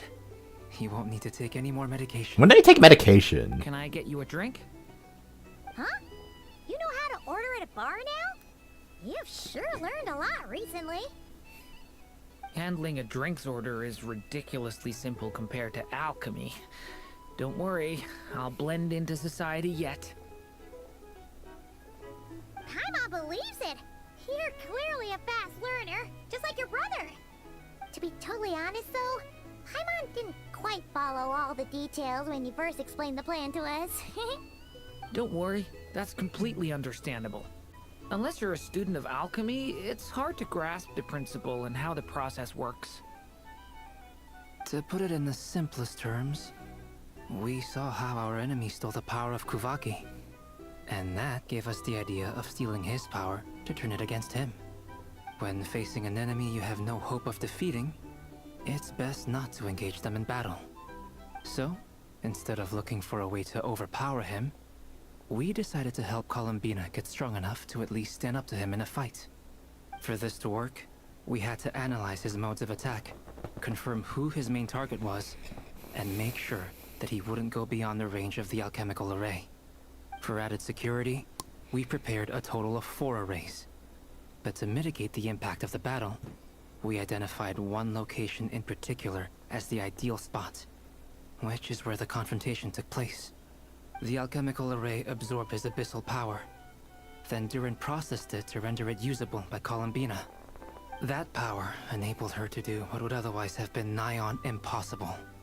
What surprised me was that Dainsleif actually agreed to join us. Given his history with Rerir, he had every right to sit this one out. But we're extremely grateful for the decision he made. Confronting a former friend in battle. That can't have been easy. It must have been a painful choice to make. But I'm sure that making a decision was far better for him than staying in limbo. Absolutely. He was torn between 2 paths, but in the end, he made his choice and stuck to it resolutely. He doesn't strike me as the sort of person who'd stay trapped in limbo for long. Anyway, however you cut it, everyone gave a stellar performance. And now, it's time to kick back and celebrate. Well, what's next? I mean, there has to be more to this story. No! How have you been holding up? I didn't mean to. I thought they were gonna say something different. No. See? Did you catch that? It was a long cutscene. Hey, look who's bounced back. Looking good, traveler. Seems like you've... Can I get you a drink? Huh? Handling a drink? Paimon believed to be totally honest. Don't worry. To put it in this... When facing an enemy you have no hope of So, instead of looking for a way to... For this to work, for added security, the alchemical array... That power... What surprised, given his history with Rerir. It must have been a painful... Absolutely. He was torn between... Anyway. Okay. Gotta talk to Nefer now. A drink? Oh wait, no. Do you have anything I can buy? Oh, drinks you have. Do you have any recipe? Nope. Good.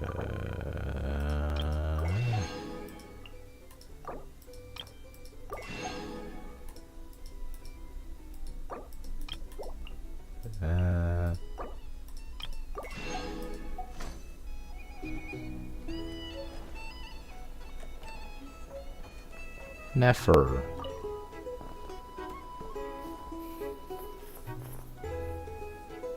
Ah, Lord Sangama Bay. How lovely to see you. I must thank you for the device you provided. It was an enormous help. Would I be right in thinking that it was developed by the Academia? Why come and ask me when you clearly know already? I mostly came to thank you. That's more like it. A little gratitude goes a long way with Lord Sangama Bay.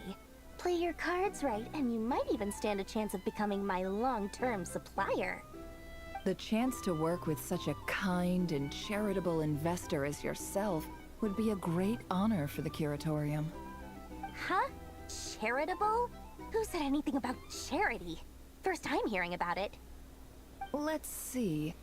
The first plot of land you purchased in Nod-Krai, your desert interests, and... Stop! What do you think you're doing? Exposing my investment history! It's nothing to hide from. They're all perfectly legitimate investments. And some of the land you purchased was with the intent of building a sanctuary? Yes, I heard about that too. Wait, why did you need to build a sanctuary? How did you... You're a curious case, Lord Sangamabe. You don't like people finding out about your good deeds, do you? But I'm afraid no matter how hard you try to keep things under wraps, where there's a will, there's a way. You did it for Sumeru, didn't you? It was empty land that was gonna go to waste otherwise. I figured if I built something there, it might at least get some use in an emergency. What? Oh. Disasters are capricious things. They strike without any warning. I've lost family to a disaster before, and I don't want to lose any friends or business partners if I can help it. Is that the thing that Kaveh built? I forgot what it's called. It's not called the Sanctuary Sarastana. Is that what it's called? I forgot. But is she talking? But I don't know what she's referring to. No, she's referring to land in Nod-Krai. Not where she lives. My elder sister used to dream of finding a sanctuary. Somewhere with plenty of food, water, and medicine. Where everyone could live happy lives. What is with this Dory It was lore? something I looked into. But after discussing things with the Dendro Archon, I decided on a more effective strategy. I guess this is their way of fleshing out Dory's character than being the character that really likes money and wants to scam people for more money. The tech people handled the tech, and Moneybags provided the Mora. It just made the most sense. It's a pity that so few people know the truth about you. Everyone says that you view everything in terms of Mora, and all you care about is growing your own wealth. So, what's the problem with that? Everyone wants to be rich. It's human nature. So yes, I love Mora, and it's nothing to be ashamed of. But surely you have dreams of your own beyond just making Mora. You don't get it, do you? My dream is to invest in other people's dreams. And, you know, make a nice little slice for myself along the way. Just thinking about it makes me happy. That sweet, sweet sound of Mora. Thank you. For the device? And the pendant. Oh yeah, I forgot about that! I was just returning a favor. Don't worry about it. Seems like we've both been away from home for a very long time. Yeah. So long that I barely remember what my family even looked like. Wait, you're not from That would Sumeru? be your mother, father, and sister? Yeah, though it's been years since my sister passed away. It's not like I want to forget them, obviously, but memory can be even more ruthless than the most calculating business person. Beyond a certain point, if something isn't helping you, it just gets rid of it. My sister can't help me now. Slowly but surely, her face is fading from my mind's eye. It's become a vague impression. You don't have a photo of her? Not everything will fade. When loved ones pass away, the beautiful memories are the ones that last the longest. Yeah, that's true. If you ask me, that's the one silver lining in all of it. Well, that, plus, I'm sure that life is much better now than it was back then. Oh, absolutely. I have tons of Mora, a big beautiful house, business is booming, and I'm as happy as can be. You've got a lot going for you too. Boss of the Curatorium of Secrets? I'm sure there's plenty of Mora to be made in that line of work. I appreciate the vote of confidence. Alright, we talked to 2 people. What's next?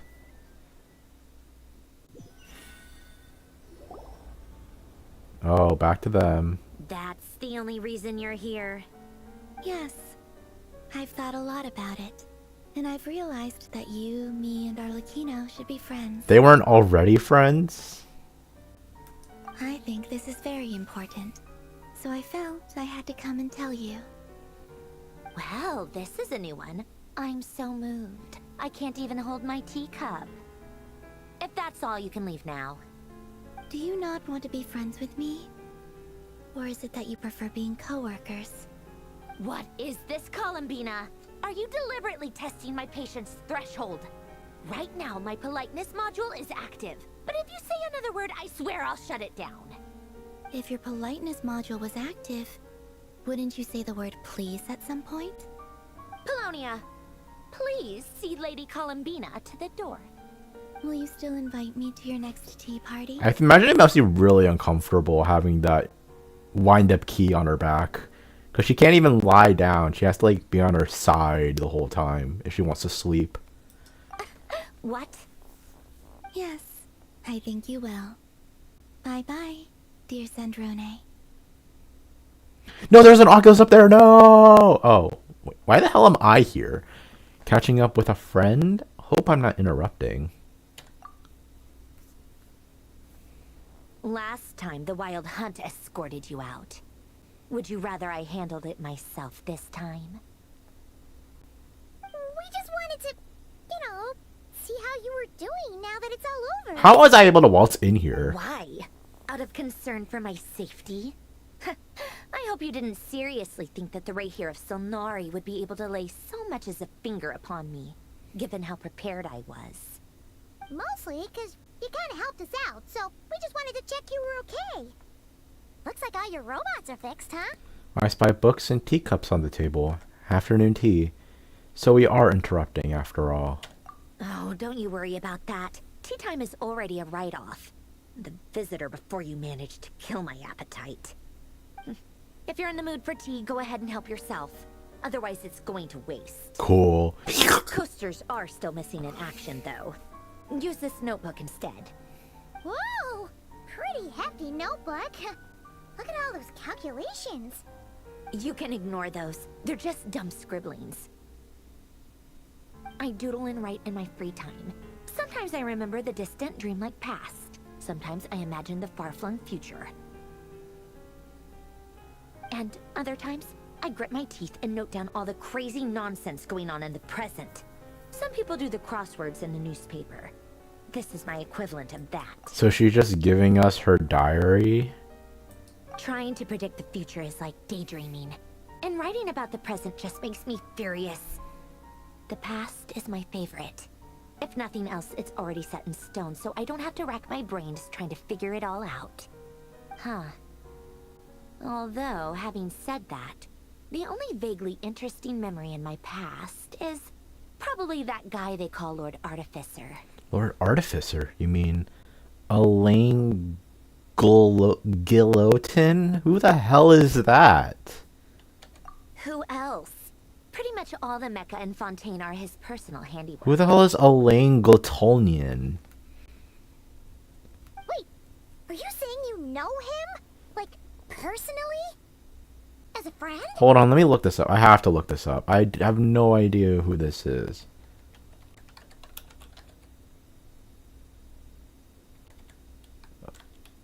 Is it, wait, how do you spell it? Is it Guillotin or Guillotine? I'm gonna say Guillotine. Guillotine.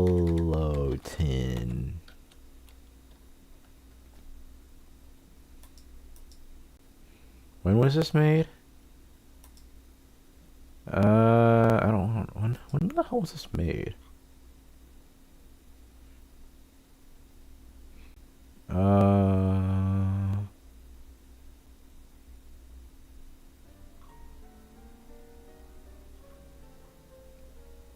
In the flashback of Nervalet's memories, Elaine is wearing the uniform of the Marechaussee Phantom.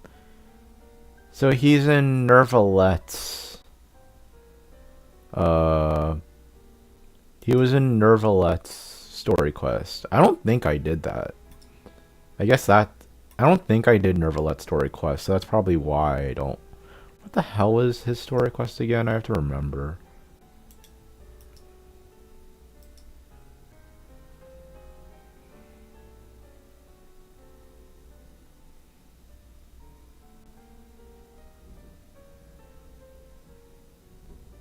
You know what? We're just gonna figure. You know, I'm not gonna look at this later. I mean, I guess we were friendly enough. So you've actually met him? But he lived hundreds of years ago. Yep. In fact, I'm probably the only normal person left who knew him at all. We used to chat occasionally back when he was still around. Before he passed away, he asked me to destroy all his manuscripts.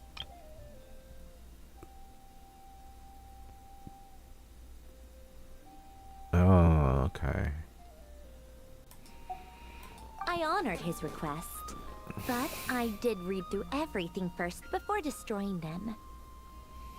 I mean, I couldn't let the genius of Lord Artificer Alain Guillotin disappear like that. Alain It would have been Guillotin. such a waste. So, that's where the formulas in your notebook are from? I just told you. Those are my equivalent of crossword puzzles. They're just dumb formulas that I solve for fun when I'm bored. Alain's work was like epic poetry. The formulas in my notebook are just silly little riddles in comparison. Not that there's anything bad about them. I mean, at least solving those riddles isn't going to hurt anyone. Except me, because I lose a few brain cells in the process. Anyway, while we're on the topic, I might as well tell you about what happened to him and his friends. Alain Guillotin had two close buddies, René and Jacob. They spent their childhood years together in the Nazi-Kreuz Institute. They were all quite competitive, so there was some rivalry between them, but it was a friendly rivalry. But beneath the friendship and the rivalry ran something deeper, a sense of nostalgia for the past. Unfortunately, childhood would end, the prophecy would come true, the apocalypse would arrive, and the future would never be. A mad dream that would normally only capture the minds of lunatics began to take root in their hearts. A dream of saving the world. And if René and Alain had been people of lesser wits, that dream would probably have ended up as something for them to joke about in their older years. But alas, they were some of the sharpest minds around. They nurtured that dream with the full power of their intellect, and it grew into something that ate away at their souls. The first of them to fall under its spell was René. Against Alain's wishes, he persisted in experimenting on a mutual friend of theirs to try and save their life. Alain did not approve and parted ways with René. It's complicated. Alain wanted to believe that René only did what he did for the sake of their friendship.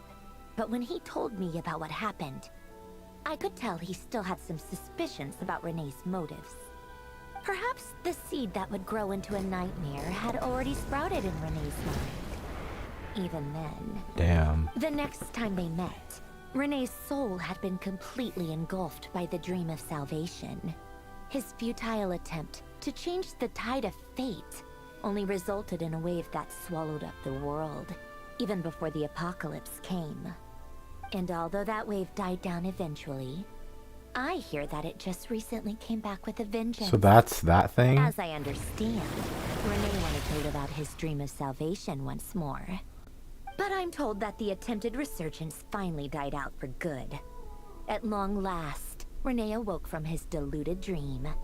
Though of course by then it was far too late. I think this is supposed to be a reference to a Fontaine World quest, but I don't know if that's... But I don't think I did that quest. No, I know I didn't do that quest, so I think this is a lot of puzzle pieces I'm not understanding. Also, what is the point of this? What do you think of René?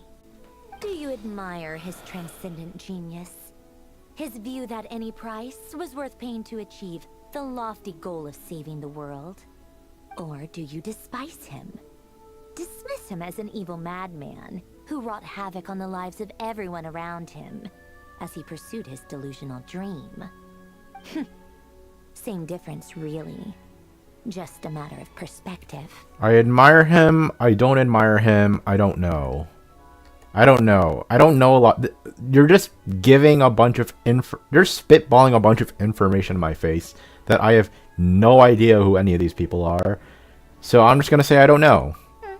What a cop-out. But I suspect you'd have a more incisive and insightful answer if we dug into it further. What about you? What's your take on René? I don't like fanatics who give up their whole lives for their ideology. Nor do I like fools who let their delusions take control. Maybe I could understand if René had just been an ordinary person. But he had a sage-like intellect. And still managed to get himself lost in the labyrinth of his own desires. Anyway, that's enough about René. Now, moving on to Alain Guillotin, the Lord Artificer. That's who we're talking about the whole Put a time. stop to the first storm whipped up by Renee. But after that, Alain lost his friends and family. To his credit, I suppose, the loss of his family and friends was purely a tragic accident. It's not like Alain sacrificed them for his cause or anything. After that, the only thing supporting his work was the same dream that had dragged his closest friend down to the abyss. But although the desire to save Fontaine drove him to found the Fontaine Research Institute, Alain continued to reject any form of transcendental knowledge or power. He was suspicious and fearful of it, having seen the way it had affected his closest friend.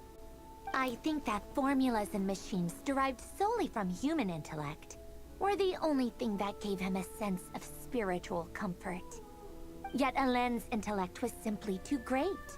It barely left him space to breathe in his lifetime. Once he realized that the end of his life was approaching, he finally accepted the truth. The Nod-Krai Institute needed someone, and a human being, to see its story through to the end. He quit working on his formulas, trading them in for the fairy tales that had played such a formative role in his childhood, but which he barely touched in his adult life. He told me that the director of the Nod-Krai Institute used to read those fairy tales to the children as bedtime stories. Apparently, they worked wonders at sending kids off to sleep. I think that all he wanted at that time in his life was to be able to sleep deeply without being plagued by depression. By that point, nothing else really. Oh, that area. I remember that area. Not really. I don't really remember the story. He laid down to rest in the ruins of the former Nod-Krai Institute orphanage, while the Fontaine Research Institute he had founded continued tirelessly with its work. Many years after that, tensions over competing dreams would once again cause a rift, this time between members of the Fontaine Research Institute. But the actions of those fools had nothing at all to do with Alain.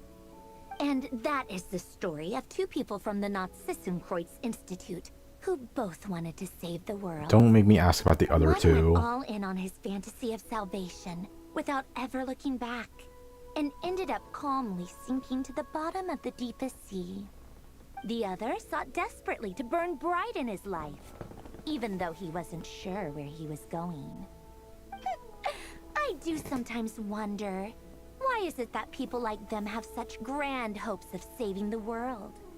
Even the grandest tree starts as a tiny seed. So perhaps, for each of them, their mission to save the world began with a very simple desire: to save themselves. They were young children with friends and family who mattered to them, desires to explore the meaning of life, ambitions to have a successful career. They didn't want to see all of that taken away in one fell swoop. Or maybe they just wanted to find something to anchor themselves within the chaos, to stop them getting quietly swept away by the storms of life. But instead, the search for their own salvation took them down the rocky road laid out by fate. Do you think the desire to save oneself is enough of a justification to try and save the world?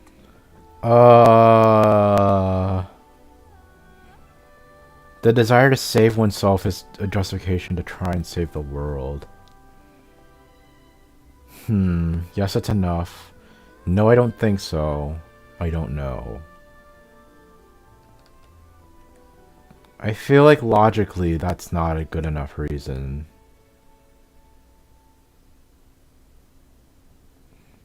Well, I mean, the desire to save oneself would mean you'd have to save the world to save yourself. But to save yourself to save the world is not.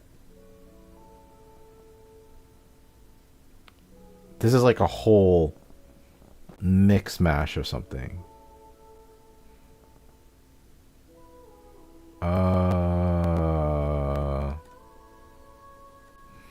I feel like it'd have to be the reasons to save yourself.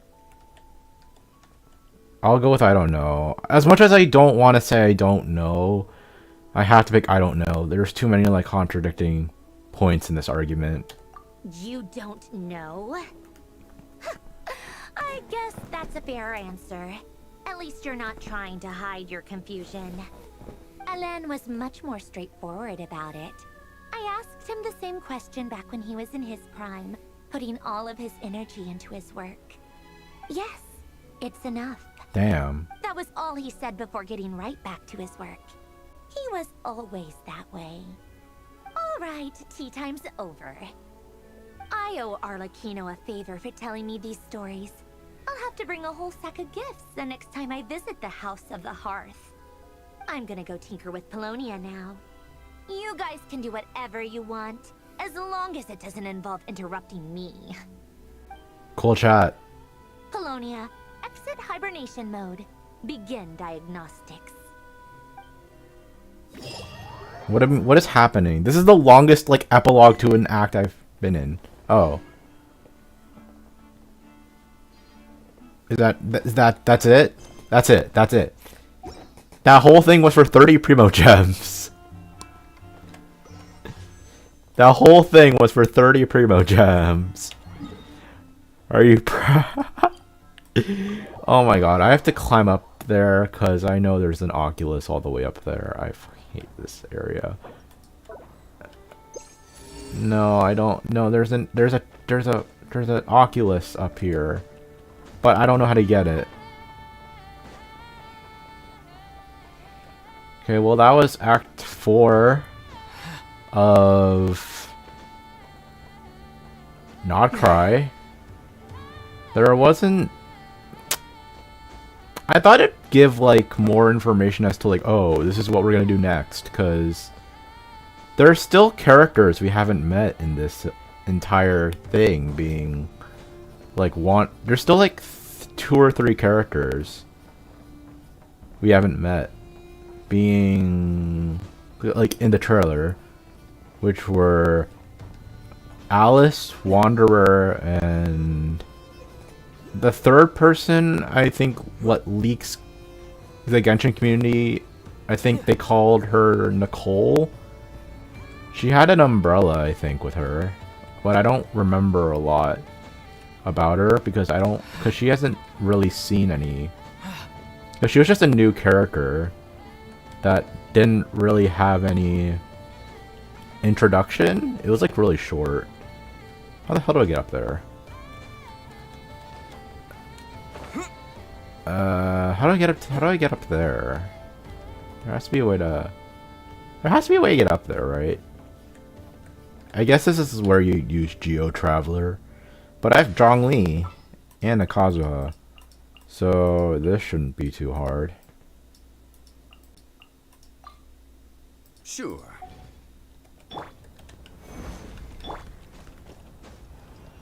Nope, that's too close. Right. So that should be enough. Can I get off? That's still too close? I guess I have to move farther back. Crumble.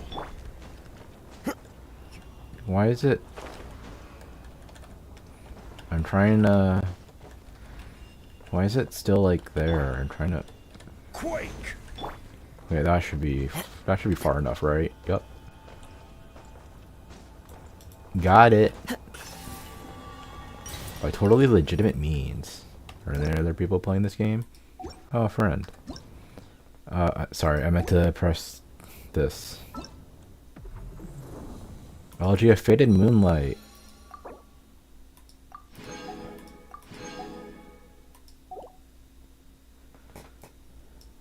So that was Act 4. My thoughts? It was a very interesting act. They had a lot of like really good moments, and the lore I think is also really good, despite my my lack of intelligence in this entire but despite like my lack of understanding in this whole thing.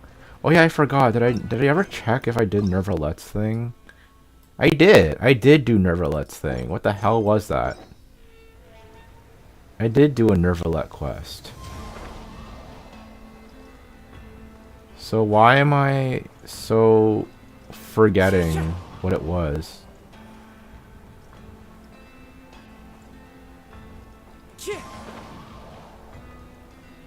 I just want to see what's up here. I don't think I have the stamina to do it.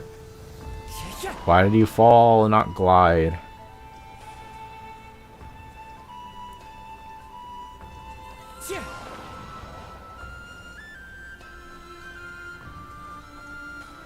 Can you believe that Crescent Island in the ocean, in the middle of the ocean, has nothing there?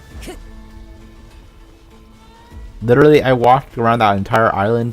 There's literally nothing there.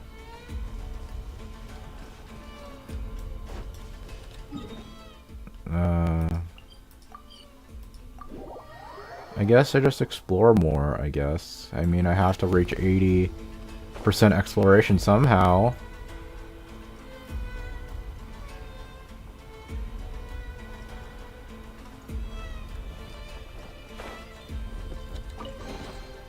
Who says there aren't benefits to a life of wandering?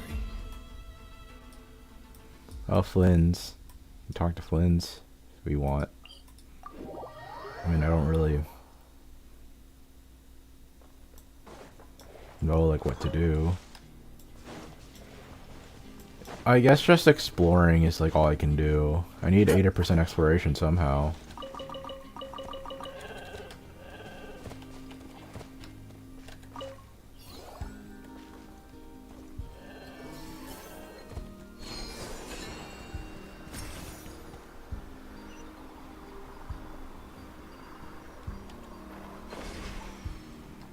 Did I grab something? What the hell did I do?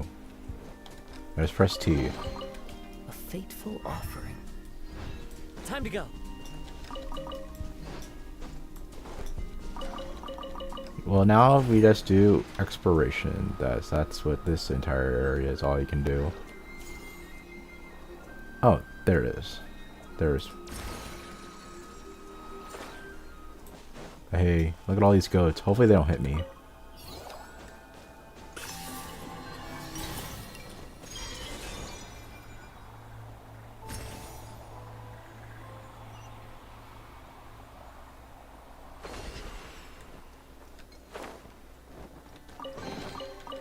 Fateful offering.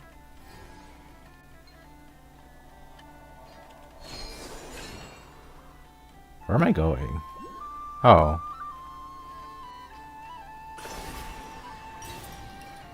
Am I dying? Oh, I'm gliding now. Oh, okay. Thought I was gonna die. I don't know like what I mean, I have to do like these quests probably. I don't know what quests, because there are certain quests in the game that like make me unlock areas, and then that helps my exploration. So I guess I'll just do some quests until like maybe I'll end stream around 10:30. That seems like a good stopping point. This is the second challenge. From here on, the train starts to play a role. In the second half, the horse will start moving, ready to shoot on the run.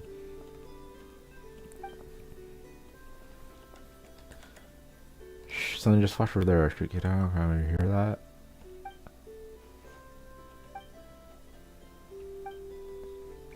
Welcome to the part of the stream where Edison is just silent the entire time, and then nothing happens.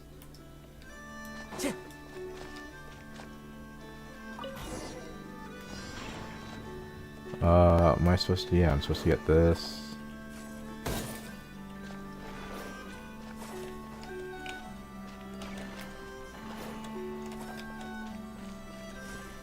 What? That's not. Where's my rock? There it is. Give me our rock back. Time to go.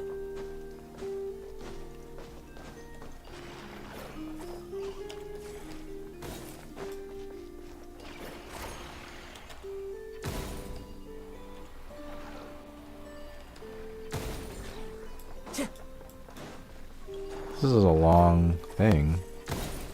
Oh. I'm getting time back by just playing this. Did I do it? Nope. There's still more. Oh my god.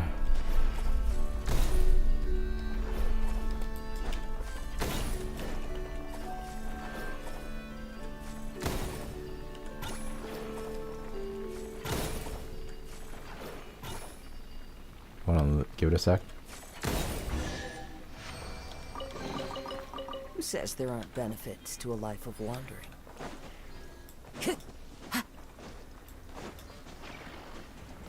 Yeah, cause there's the cave here underground that I don't understand what the puzzle is.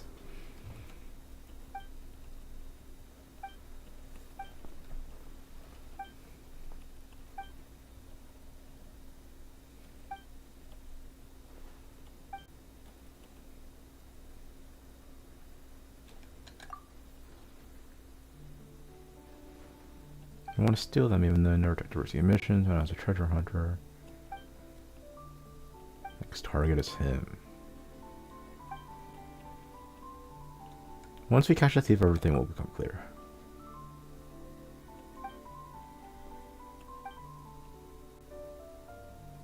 What is the energy of babes? What the hell is he talking about?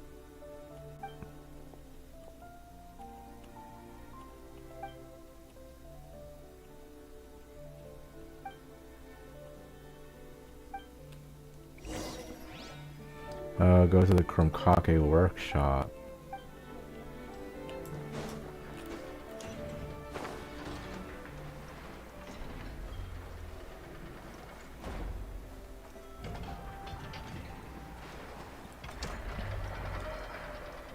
Follow the wind.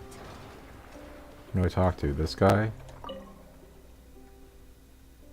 Oh, do you have any targets for me? Just bring it out.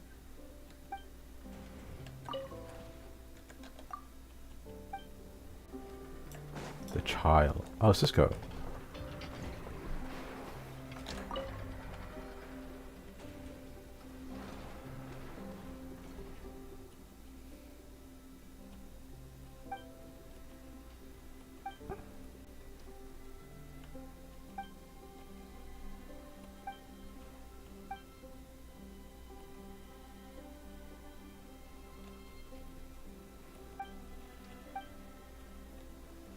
He's trying to whenever we come across them, we put an insult to him.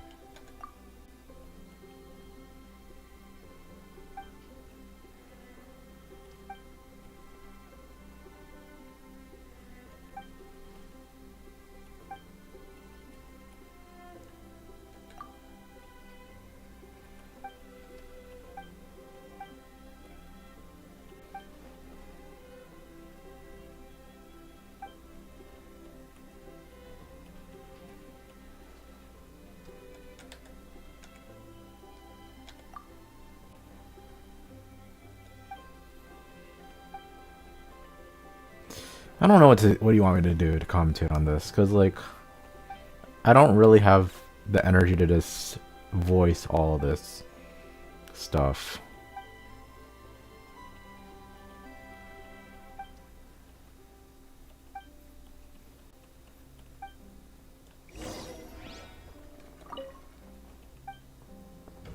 What do you want? Old bearings? Where am I supposed to go?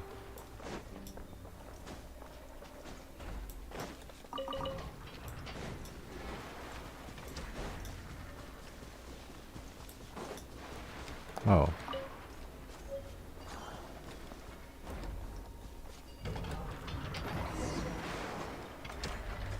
Oh, I've just been grabbing. Have I already been grabbing them?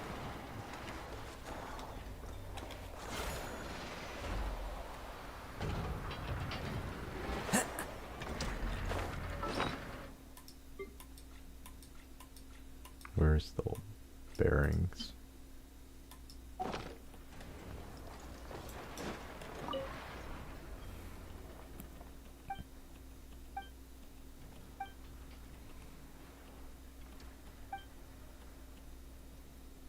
I need to find out who they are.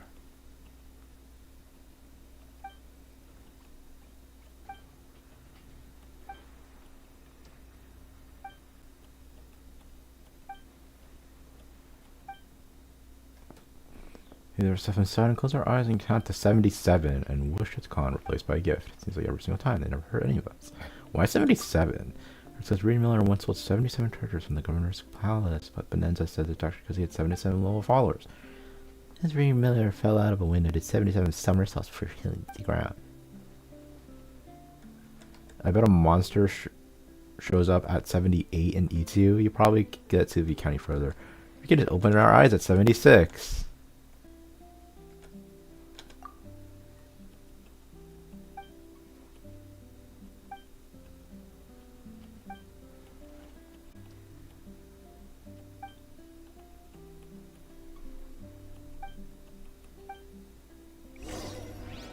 Yep, the cave. The fucking cave, bro.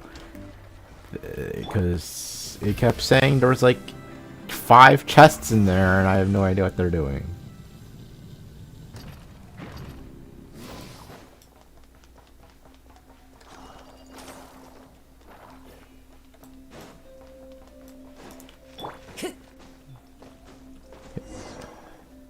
Little box. That's if you look at the hollow hands. You see, once I press Z, you see all these chests in there, right? I have no idea how to get any of them. Place the bearing. Now we count to 77. Those are right. Start from 1. 77, 78. Start from 1. 1, 2, 3, 4. Alright, I'll count faster. As the count goes on, you feel palm tugging at your clothes more tightly. As you enter the 30s, a soft rustling sound seems to come from somewhere nearby. 50? That was 50, right? Were you about to doze off? Come on, focus. 75, 76. That's probably it. Okay, let's take a peek now, right? Ahem, 77. Trying to look sniffer moles. So the hollow hands are the legendary elusive rogues. The hollow hands are actually a bunch of sniffer moles found under. Guess how makes sense. Steal her targets. So you understand Pamela's question. 77. Introduce. What's 77? 6, 7, 7. Remember 77, 77, squeak, squeak, squeak, squeak.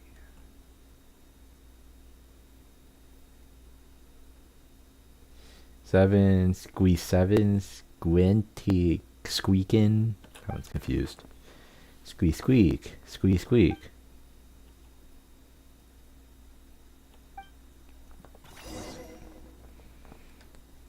Follow the sniffer mole. Oh.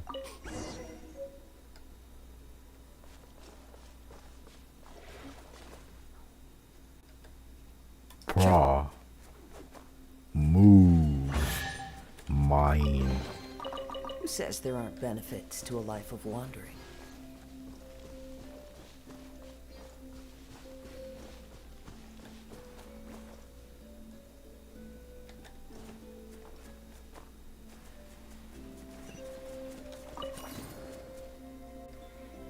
Is this the whole quest?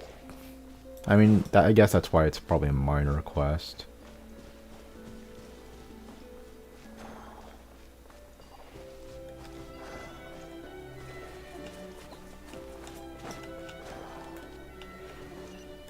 Oh.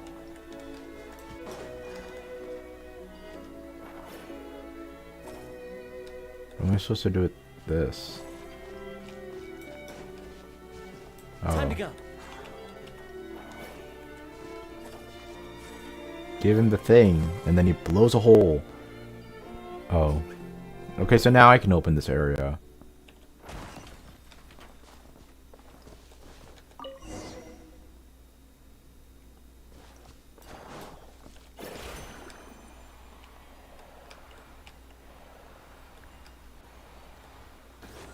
It's like the mole nest over there is hiding a bunch of goodies. Must be a treasure chamber around the silver mole on the stone bridge on the right. I don't know. Just pick this up and move on.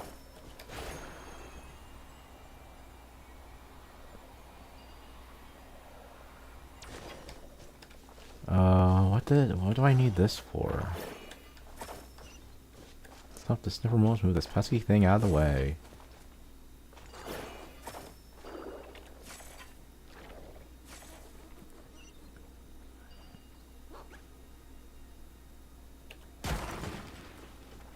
Might pick up. Alright, that should be all the targets. They were using them as bedding all along. That's why they kept going after Vino. I thought their barrel looked cozier than those targets. It's probably because it has something to do with the colors and patterns. So we're just using them for decoration? Maybe silver moles like that sort of style. Like Cisco said, thieves had the reason for thieving. So if we bring those targets by now, they'll probably just get stolen again in a few days. What should we do? Let's give them something better. Let's head back and talk to Vino. You haven't entered the treasure chamber. Let's head back to see Vino.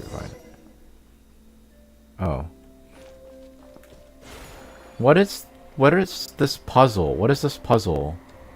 Because it's saying that there's like a chest here, but I don't know what the thing needs. Oh, wait, feed? Wait, where?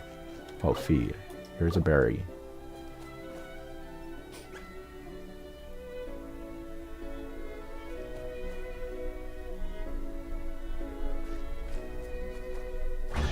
Oh, sick. Fateful offering. Yeah, so these are the chests the game has been talking about. Time to go. Is there a layer lower than here? Oh, it's in that area. And what about this one? Okay. That's in a cave in a different area, but there's also a thing here. What's the puzzle? Oh, investigate. Brings a smile to my face. And did I just have to pick? I just pressed F on something and automatically gave me it. Okay, where's Vino? Okay, Vino's here.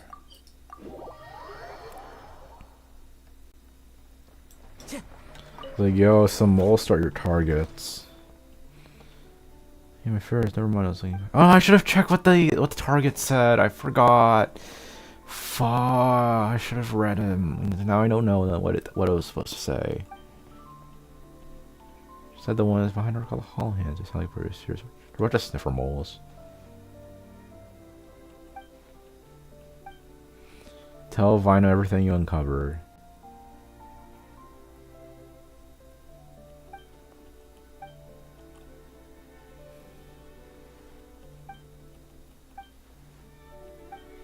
If I show up with all sorts again next time, I might get something amazing in return. Maybe I can make back all the losses from those stolen targets sooner than I thought. It's a feedback on the training action. Promise to bring your friends to come play. It's worth more than anything, Amalmora. So we're back to exchange rates again, huh? Textbook treasure hunter's instincts.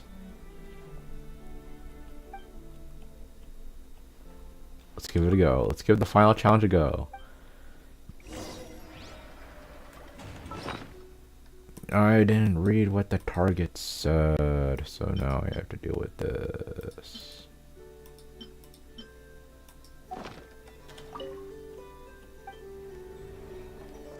New challenge.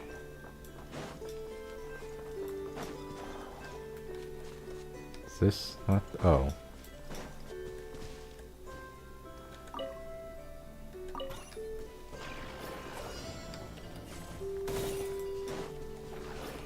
Destroy it. Spam T everywhere. Time to go.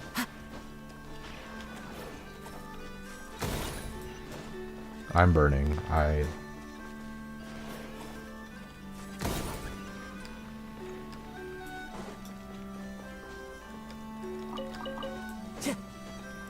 to go. Why do I have to make fire everywhere? I'm just gonna burn to death.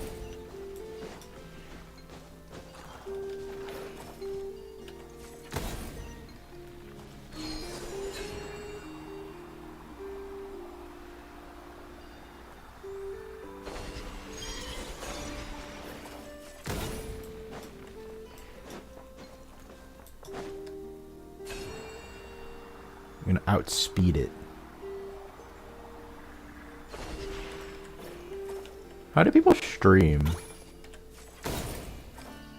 Like on like a daily basis? Because I feel like you'd run out of things to talk about if you didn't have like people with you to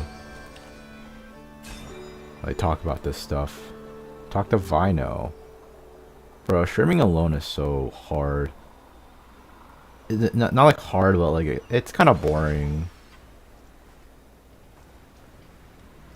Because I mean, there's nothing for me to react to and stuff. A fateful offering. Congratulations, you're the first team to complete all the challenges.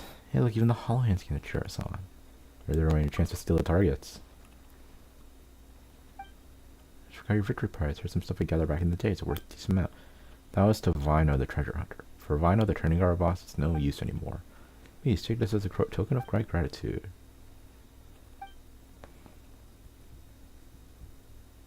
Drop by anytime you like. So is there like... Oh, okay. What do you give me? Is it in my quest log? No.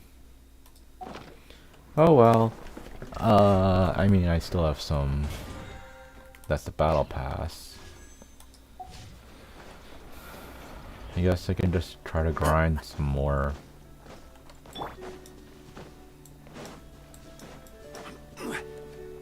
What the hell's this? That's probably something I don't want to deal with.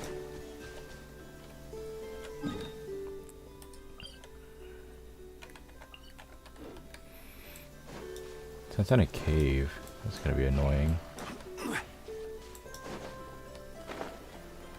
Oh, I forgot that robot. The robot that just tries to target and kill me. Violet grass is a plant that enjoys a moist environment. Sick. And is best picked after it rains. If you should choose to pick any. How is it still aiming at me? There's a cave here. Where's the cave? Did I walk past it? Nope, it's... Yeah, I did walk past it. Is it above me or below me? Oh, it's probably something I have to break, right? Don't tell me it's something I have to, like, break. It's something I have to break, because you see this wall? That's gonna be from this quest. God damn it. I'm just gonna... Why am I... What the... Where am I going? Let me heal.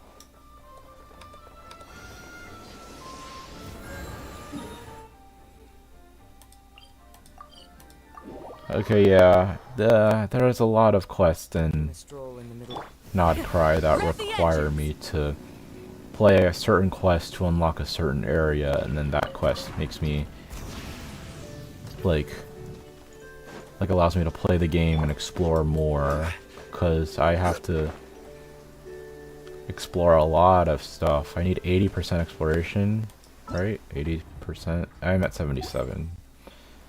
Yeah, so it's a long road.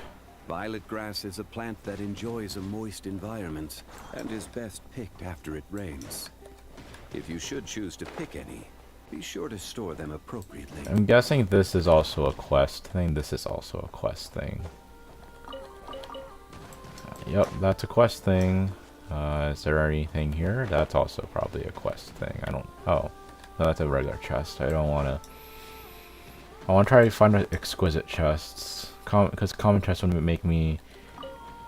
Would give me, like, focus too long on... Like, trying to OCD myself to getting multiples of 20. Brings a smile to my face. 1090, damn. Still need like 2 more exquisite chests.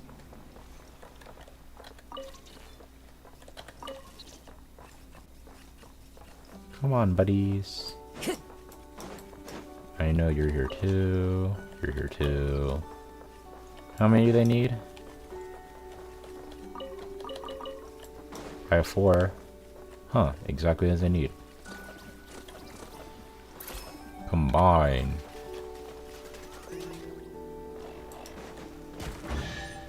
Yo, let's go. Who says there aren't benefits to a life of wandering?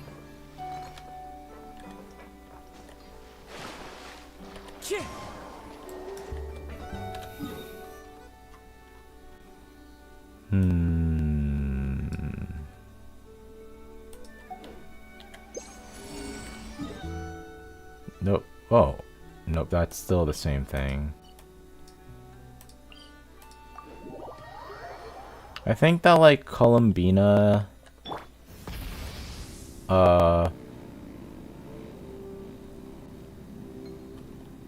Like, I don't understand how her thing works when you try to unlock the, like, the wings. I think it's just random. It's probably random. The wind knows me. Rise with the sun!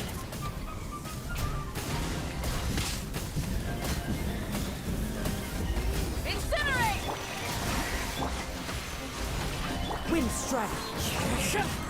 Time to go.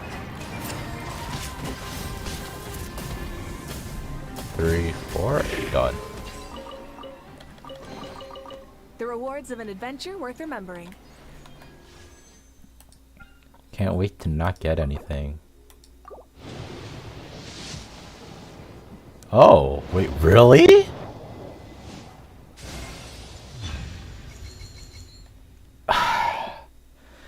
As you expect?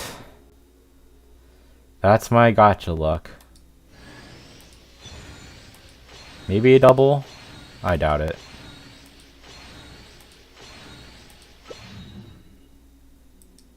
Great. Great. I get to build the weapon banner all over again. Because the weapon banner is my favorite banner. I literally get nothing from doing the weapon banner. I have 2 of these now. I want to make it like... Yeah, increase 10%. That's not even a lot, bro. Wow, I'm so glad I have that now. I didn't even get Farina's weapon. And I would rather take that than like anything else. So yeah, let's borrow this in 12 days. I still have to do that. I don't have a Nod-Krai character, so like even if I like try to attempt this, it's not gonna like do anything for me because like I don't have a Nod-Krai character to fight like half of these things. Like, see, Battle Hardened Lightkeeper, Wilderness Hunter, and this dude. That needs Dendro. You see, like, all this is, like, lunar stuff. That sucks. I don't have a build that makes me do lunar stuff. And Bloom. That's a lot of Dendro, bro. That's a lot of Dendro. I can't deal with a lot of Dendro. What would I do with... I could make Raiden a DPS. I mean, I have to build a shit ton of characters. Auroron. But like it's just that like I don't know what to do.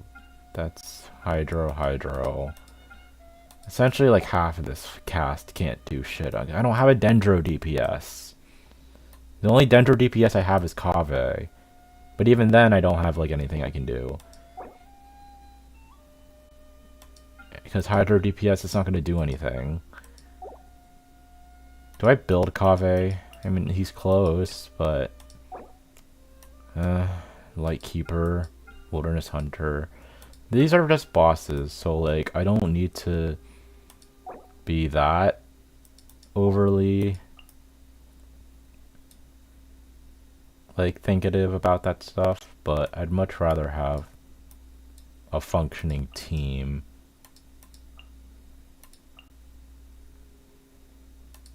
What do you think of this team? That's an ass team. For Bloom and Lunar Bloom. I don't even think what was Hyper Bloom and Burgeon counts. I don't know anymore. I just have really shit characters that I don't build because it's too much stuff.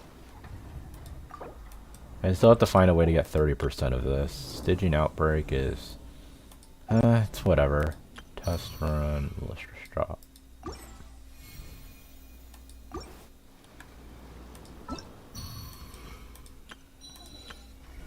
I did Elegy of a Faded Moonlight and it still didn't do anything.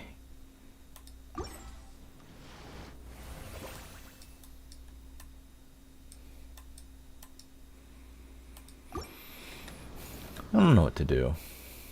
How many lunar stuff do I have? I have 41. I can level up something.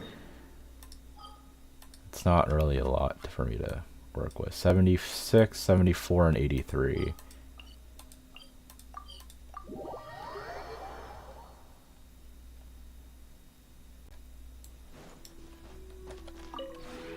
This realm is...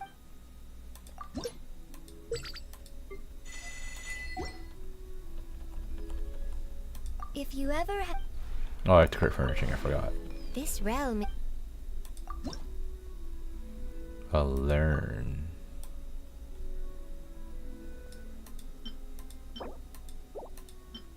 Where the hell do I get any of these wood from?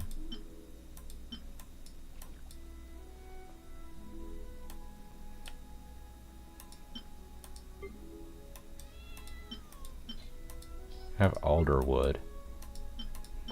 That's silverfoot wood.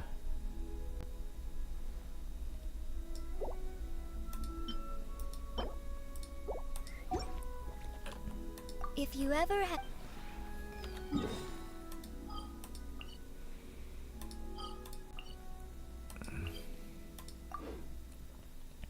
Just anywhere with trees. Pretty sure every region has its own separate tree thing. Oh, look, a tree.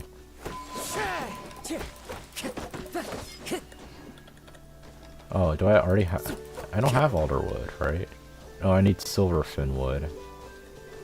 There's like no trees. Bruh. Where the hell do I find trees?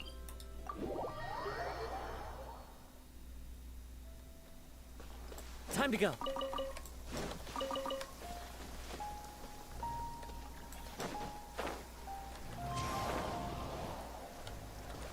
Full throttle.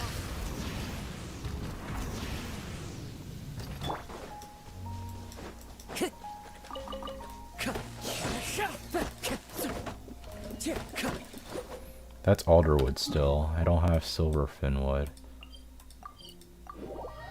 These things aren't even... The crescent things aren't even trees, right? Is this silverfin wood? Yeah, silver fir wood. There's a lot of puzzles here. I should explore this area more. This area is easy to explore. Okay, and... Is there a tree here I haven't cut down? That's a tree I haven't cut down. Is this something? Hazelnut wood, got it.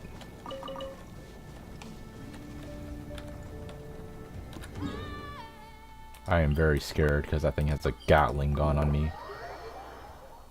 Time to go.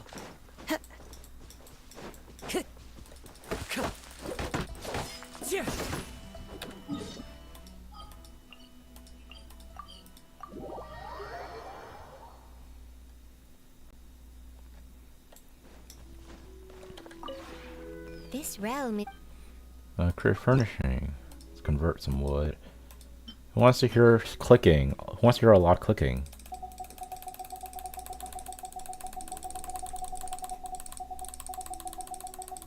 Ah, there it is. Silver for wood.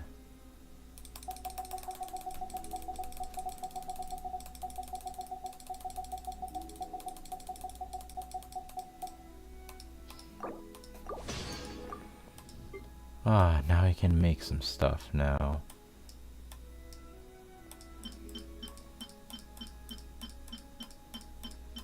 I already built all this. What is this? Pinaculate. Oh, wood. I don't. How am I supposed to find that? I didn't mean to, but sure. And build a lamp thing. Sure. I'll get that tomorrow. If you ever...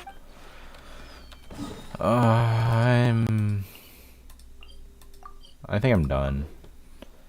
Next week will be... Next time I'll stream will be P5X. We'll do the third We'll continue with the third chapter and see where we end up with there, because we still have a lot to go through. And I've been neglecting the story for that game because I was trying to catch up to this one.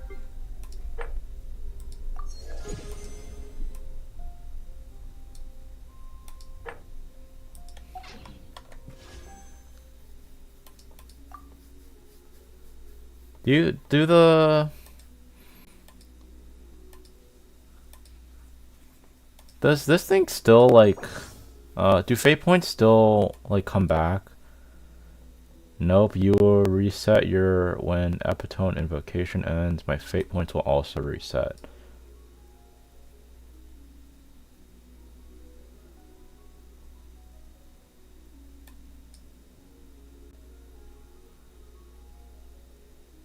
Okay. Wait, but if the next patch opens, does that mean I don't get it? Sick. Sick. I got fucking a cattle. I got this thing. I mean, that's probably good for Nefer. I mean, I don't really intend on... Like, I like the Nod-Krai characters, but, like, I don't like the nicheness of the whole lunar thing. Because now it's an incentive that I have to get these characters. Yep. Like 57. That's how far I am from the other characters. Still 300. I still have to get through this. For Wonderland. I'm just gonna check it out. I'm not gonna really do anything. Because, like... I mean, what else is there for me to do? Just a battle pass. Which is per ass. You have to gain XP. You also get this thing. This doesn't really help. This also doesn't help. And you have these. You have stuff for the animal slime hat.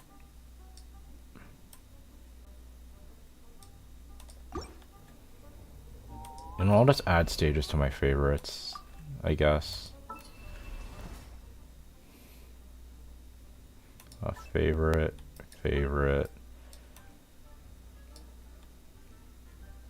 I guess. And bomb party? Oh. That takes like 15 minutes to like do a single round. I don't like that. Oh, what was the Valorant one? That was like pretty sick. Oh dear. There's no other Wonderland. There's only this many? I swear there was more. There was more than this. I swear there was more modes than these. What do you mean there's no more? Sleepy Little Dream. But, oh, they have Get Over It.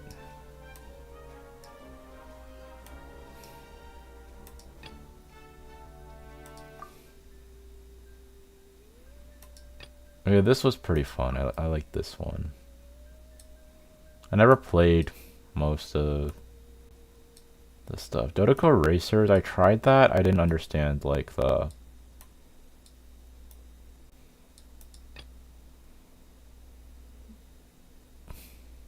stuff.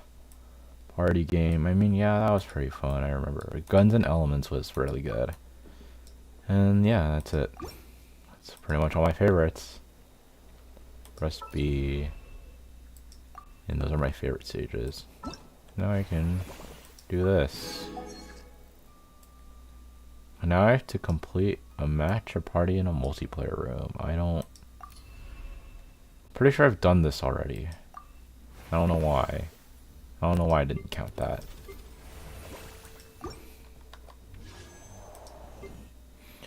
Damn, only one away. How do I do that? How do I... Well, let's just... Sorry, I'm getting out of hand. How do I make a match in multiplayer? I know I wanted to end it, but I can't really shake off the feeling that this is what I have to do.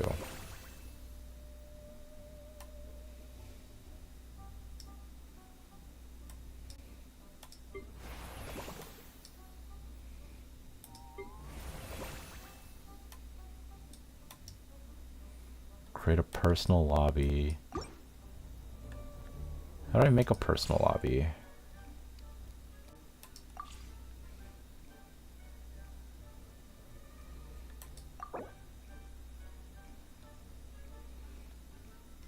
I don't want to do this. Festive key limit. That's dumb. I don't even understand how this works half the time.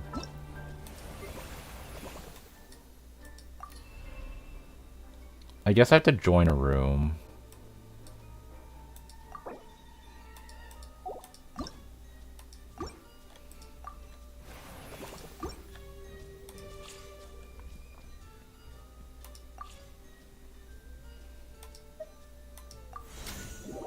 Does this count as joining a match in a room? Oh, what the hell am I here?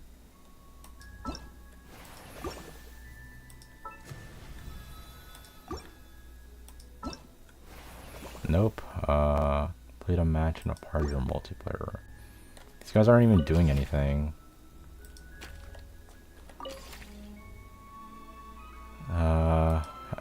Minesweeper. They're playing Minesweeper? Who plays Minesweeper? Playing Minesweeper. You know what? Fuck this. We're getting out of here. Nope.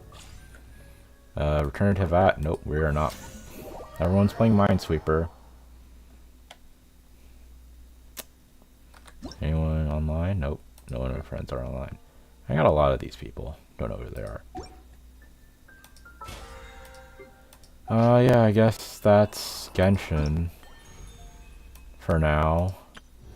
I hate Imaginarium Theater. Because now I have to build 3 more fucking characters. I have no idea what to do for them. So yeah, I have to probably build Candace and Dahlia and Kudasara and Sethos and maybe Kaveh. I mean, like, Kave's probably the closest, but like, god damn it, he needs something better than this.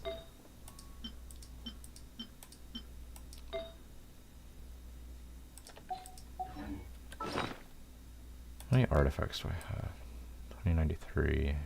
Let me see about Kaveh.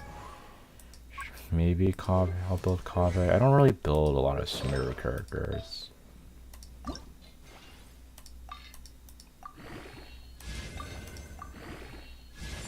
This is dog already. That's trash already, bro.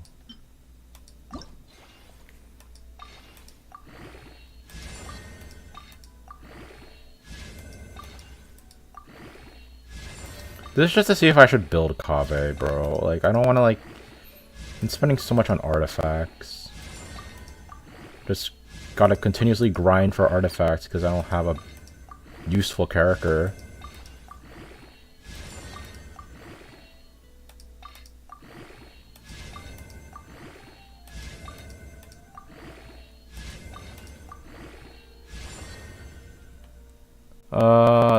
That's not that bad. That's pretty decent.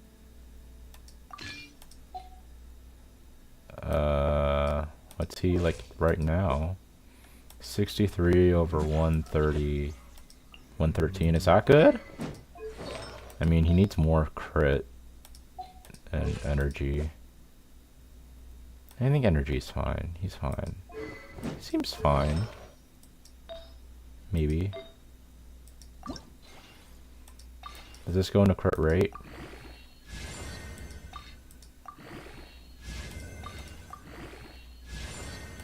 Great, attack, not energy recharge.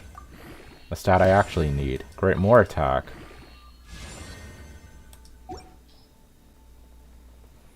Maybe. Seems decent. 70 over 1. He needs more crit damage. The hell was I doing? I just gave him this. I'm dumb. And he's only C2. He needs this stuff. And I hate building characters, bro. It's so unfun for grinding all this. And now I'm back to 1820. I have no artifacts left.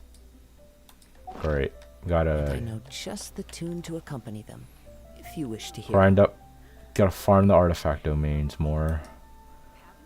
Well, that's for Genshin. Thank you for watching and seeing me lose my 50-50. And I'll see you all